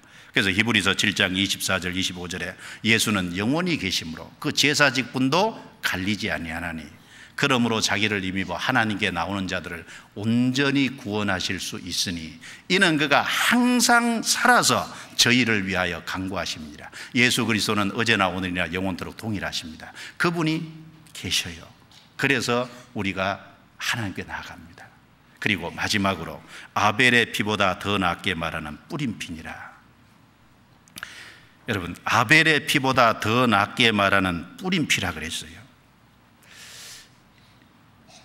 아벨의 피도 말하고 있고 예수님의 피도 말하고 있고 그런데 아벨의 피보다 예수님 피는 더 나은 말을 하고 있다. 무언가를 말하고 있다는 거예요.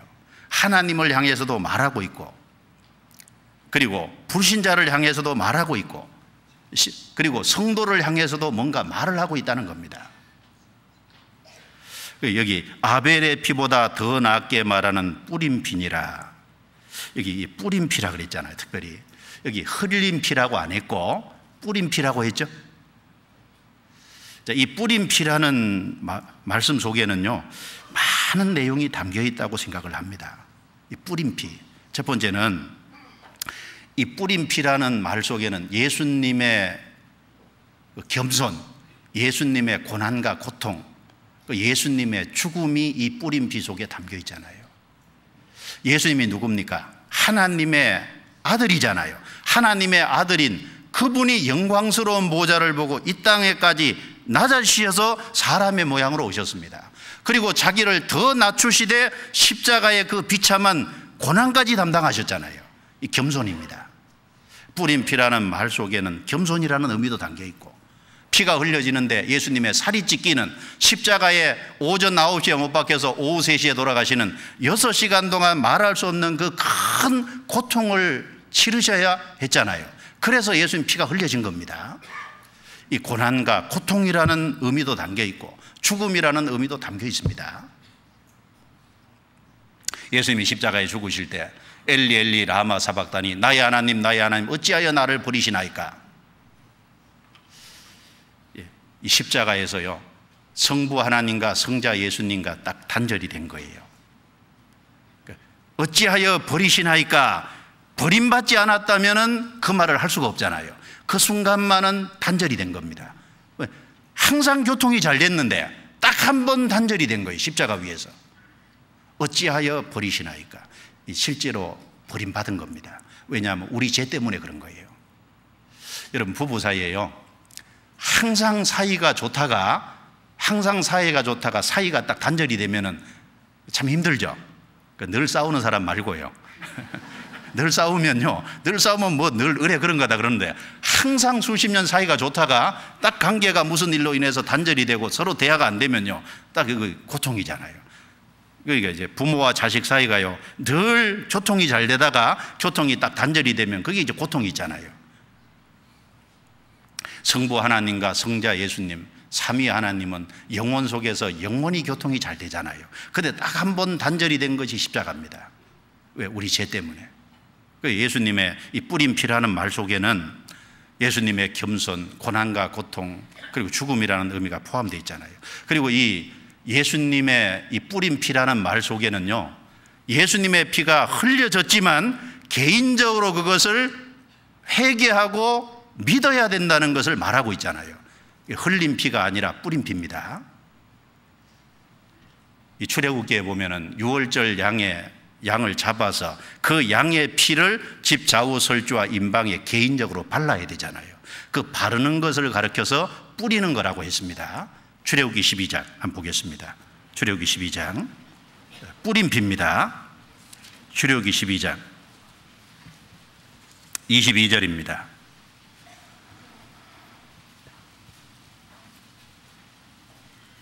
자, 같이 읽어볼까요?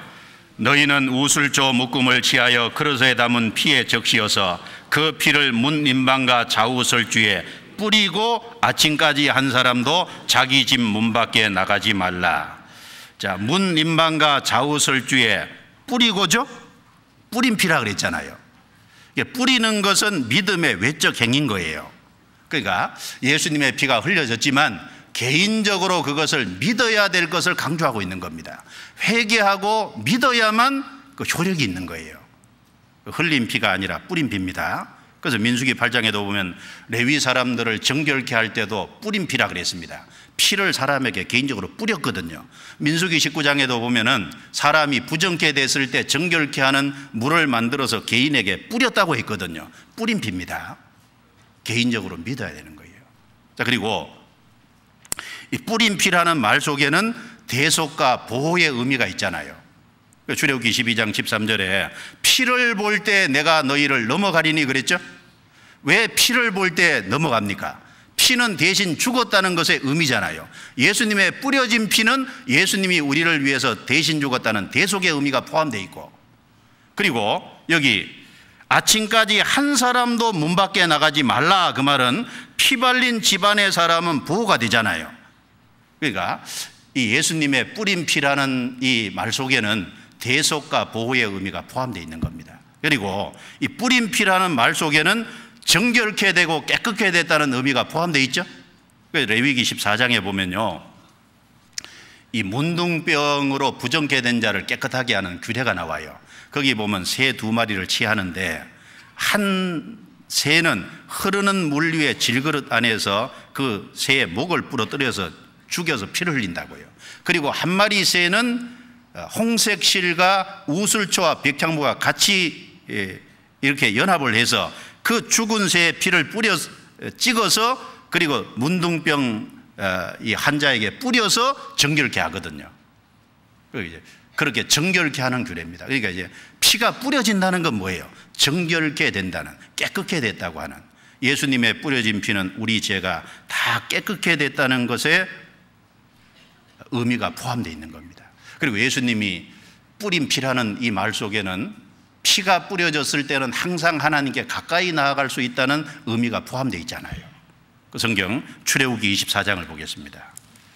출애굽기 24장, 피가 뿌려지기 전에는 하나님 앞에 가까이 갈 수 없거든요. 출애굽기 24장 1절 2절입니다. 또 모세에게 이르되 너는 아론과 나답과 아비후와 이스라엘 장로 70인과 함께 여호와께로 올라와 멀리서 경배하고 너 모세만 여호와에게 가까이 나오고 그들은 가까이 나오지 말며 백성은 너와 함께 올라오지 말지니라. 여기 올라와서 멀리서 경배하고 가까이 오는 것이 금지됐죠. 그런데 12절에 같이 읽어보겠습니다. 여호와께서 9절부터 11절입니다. 죄송합니다. 같이 읽어보죠. 모세와 아론과 나답과 아비후와 이스라엘 장로 70인이 올라가서 이스라엘 하나님을 보니 그 발 아래에는 천국을 편듯하고 하늘같이 청명하더라. 하나님이 이스라엘의 존귀한 자들에게 손을 대지 아니하셨고 그들은 하나님을 보고 먹고 마셨더라. 자, 1절에는 멀리서 경배했다 그랬는데 9절부터 11절에는 이스라엘 장로 70인과 모세와 아론이 다 나답과 아비후 존귀한 자들이 하나님을 보고, 물론 진짜 하나님 모습이 아니죠, 현현하신 하나님의 모습을 보고서 앞에서 같이 가까이 하고 먹고 마신 거예요. 그럼 그 중간에 무슨 일이 있었느냐?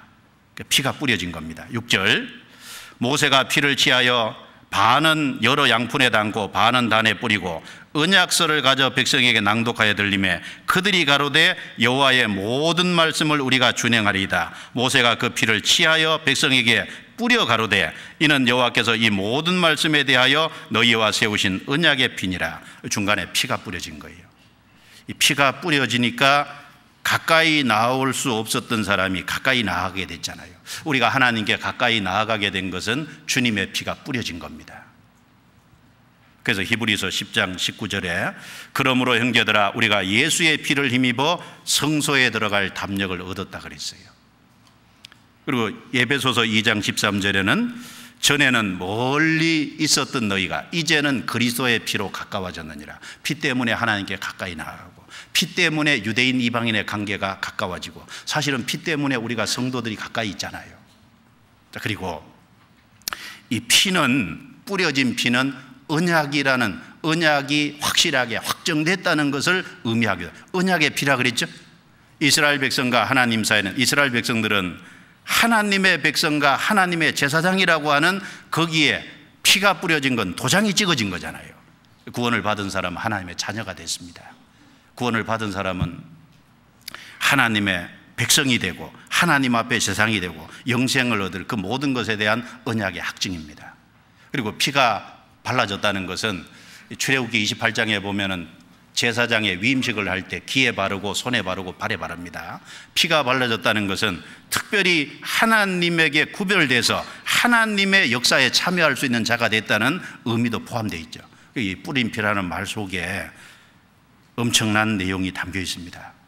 은혜 시대 가장 중요한 계시가 뭡니까? 예수 그리스도와 그의 흘린 피입니다. 은혜 시대에 제일 중요한 게 뭐예요? 그리스도의 보배로운 피입니다. 스펄전이 이런 말을 했습니다. 만약에 희생 제물에서 피를 빼낸다면은 예수 그리스도의 복음에서 심장을 빼내버리는 것과 같다 그랬어요. 피를 빼내버린다면 심장을 빼내버리는 것과 같다. 자, 우리가 어디 참여되어 있냐? 아벨의 피보다 더 낫게 말하는 뿌린 피입니다. 자, 그러면 이제 아벨의 피는 하나님을 향해서 뭐라고 말하고 있을까요? 가인이 자기 제사를 안 받아줌으로 아벨을 죽였잖아요. 하나님이 말하기를 가인에게 내 아우의 핏소리가 내게 호소하느니라. 뭐라고 호소할까요? 하나님, 나는 억울합니다. 하나님, 내 원수를 갚아주십시오. 억울함을 갚아주십시오. 원수를 갚아달라고 호소하는 피잖아요. 아벨의 피는 하나님을 향해서 원수를 갚아달라고 호소하고 있습니다. 아까 요한계시록 6장에 보면은 죽은 영혼들이 제단 아래에서 신원해 달라고 호소하고 있잖아요. 신원하여 주지 아니하시기를 어느 때까지 하시렵니까? 아벨의 피는 원수 갚아달라고 합니다. 그런데 예수님의 피는 하나님을 향해서 뭐라고 할까요? 성경 누가복음 23장을 보겠습니다. 누가복음 23장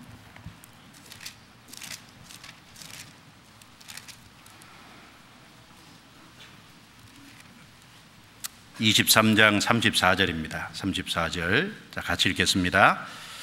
이에 예수께서 가라사대 아버지여 저희를 사하여 주옵소서 자기 아는 것을 알지 못함이니이다 하시더라. 저희가 그의 옷을 나눠 제비 뽑을세. 자, 예수님은 십자가에서 아버지여 저희를 사하여 주옵소서, 사해 주십시오. 왜 이렇게 기도할 수 있을까요? 예수님은 그 모든 사람의 죄를 다 짊어지시고 형벌을 대신 받으셨기 때문에 사해 주십시오, 용서와 하해를 호소하는 피잖아요. 이 아벨의 피보다 더 낫게 말하는 피입니다. 원수를 갚아달라는 말하고 용서해주고 하해해달라고 하는 호소는 다르잖아요. 더 나은 말을 하고 있는 거예요. 그럼 여기 저기가 누굴까요?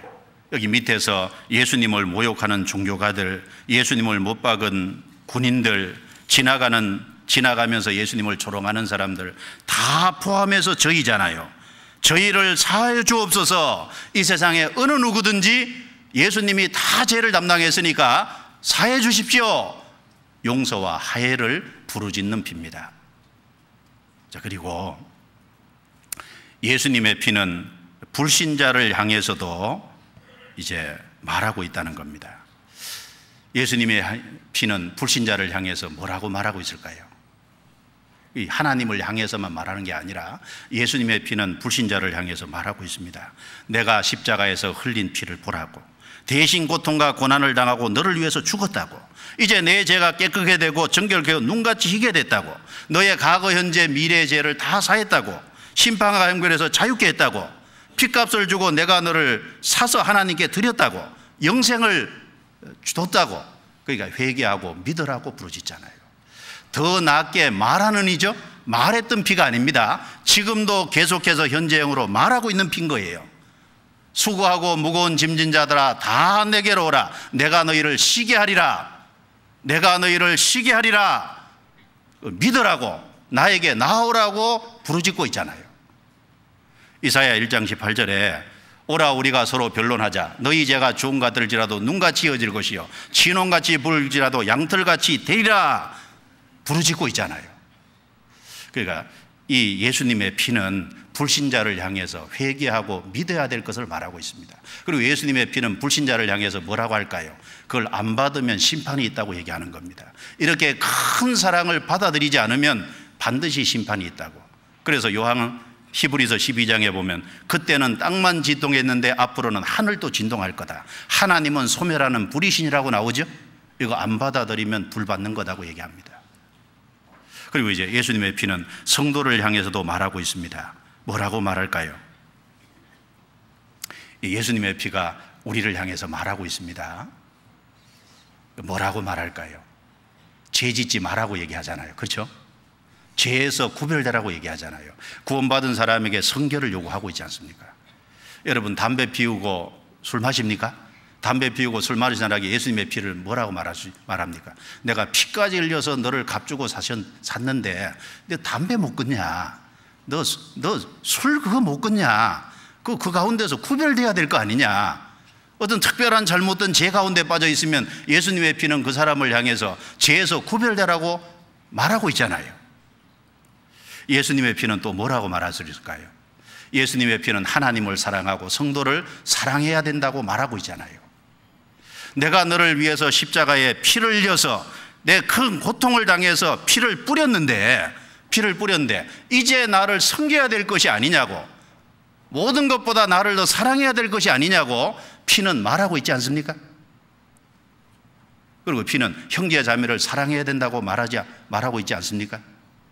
내가 그 큰 은혜를 베풀어서 피를 흘려서 용서해 줬는데 형제 자매의 그 작은 허물 용서 못 해주냐고, 마음으로 뜨겁게 피차 사랑하라고, 서로 받아주라고 말하고 있지 않습니까? 예수님의 피는 또 뭐라고 말하고 있을까요? 전도를 하라고, 이웃에게 손을 내밀라고, 핑계대지 말라고. 내가 잃어진 영혼들을 향해서도 죽었으니까, 그 사람을 향해서 죽었으니까, 그 사람이 아무리 완고한 사람이라도 그 사람에 향해서 내가 피를 흘렸으니까 그 사람에게 전도해야 된다고 피는 말하고 있잖아요. 피는 우리에게 전도하라고, 이웃에게 손을 내밀고 그렇게 해야 된다고 말하고 있습니다. 피는 성도에게 헌신을 요구하고 있잖아요.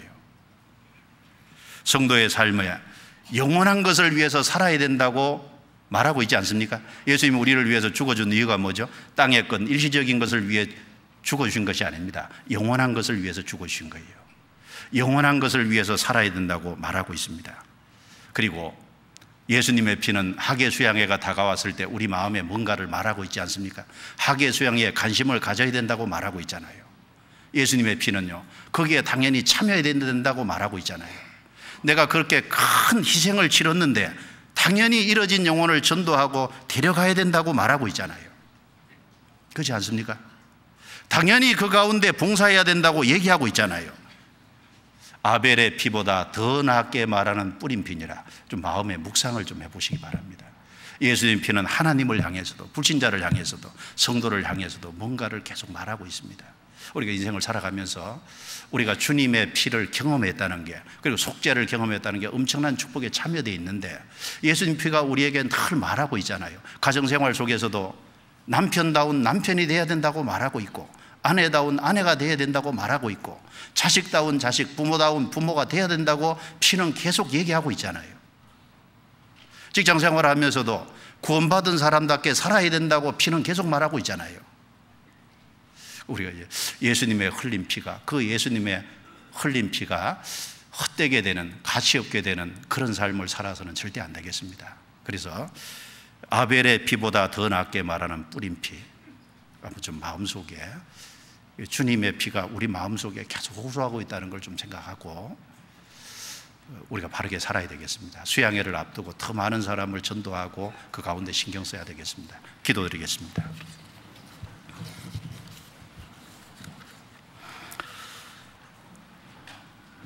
하나님 감사합니다. 우리가 율법 안에가 아니라 은혜 아래 참여되어 있다는 거 너무나 감사합니다.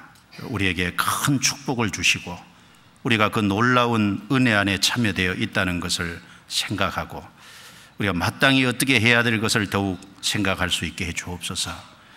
예수님의 피가 우리를 향해서 말씀하고 있다는 것을 우리 마음에 일깨우고 우리가 어떻게 살아야 될지를 진지하게 생각하게 해 주옵소서. 하계 수양에 더 많은 영혼들이 참여하고 구원을 받고 그 안에서 성도들이 합력해서 선을 이루고 이 모든 것을 통해서 하나님께만 영광이 되게 해 주옵소서. 우리를 구원해 주신 주 예수님 이름으로 기도드리옵니다. 아멘.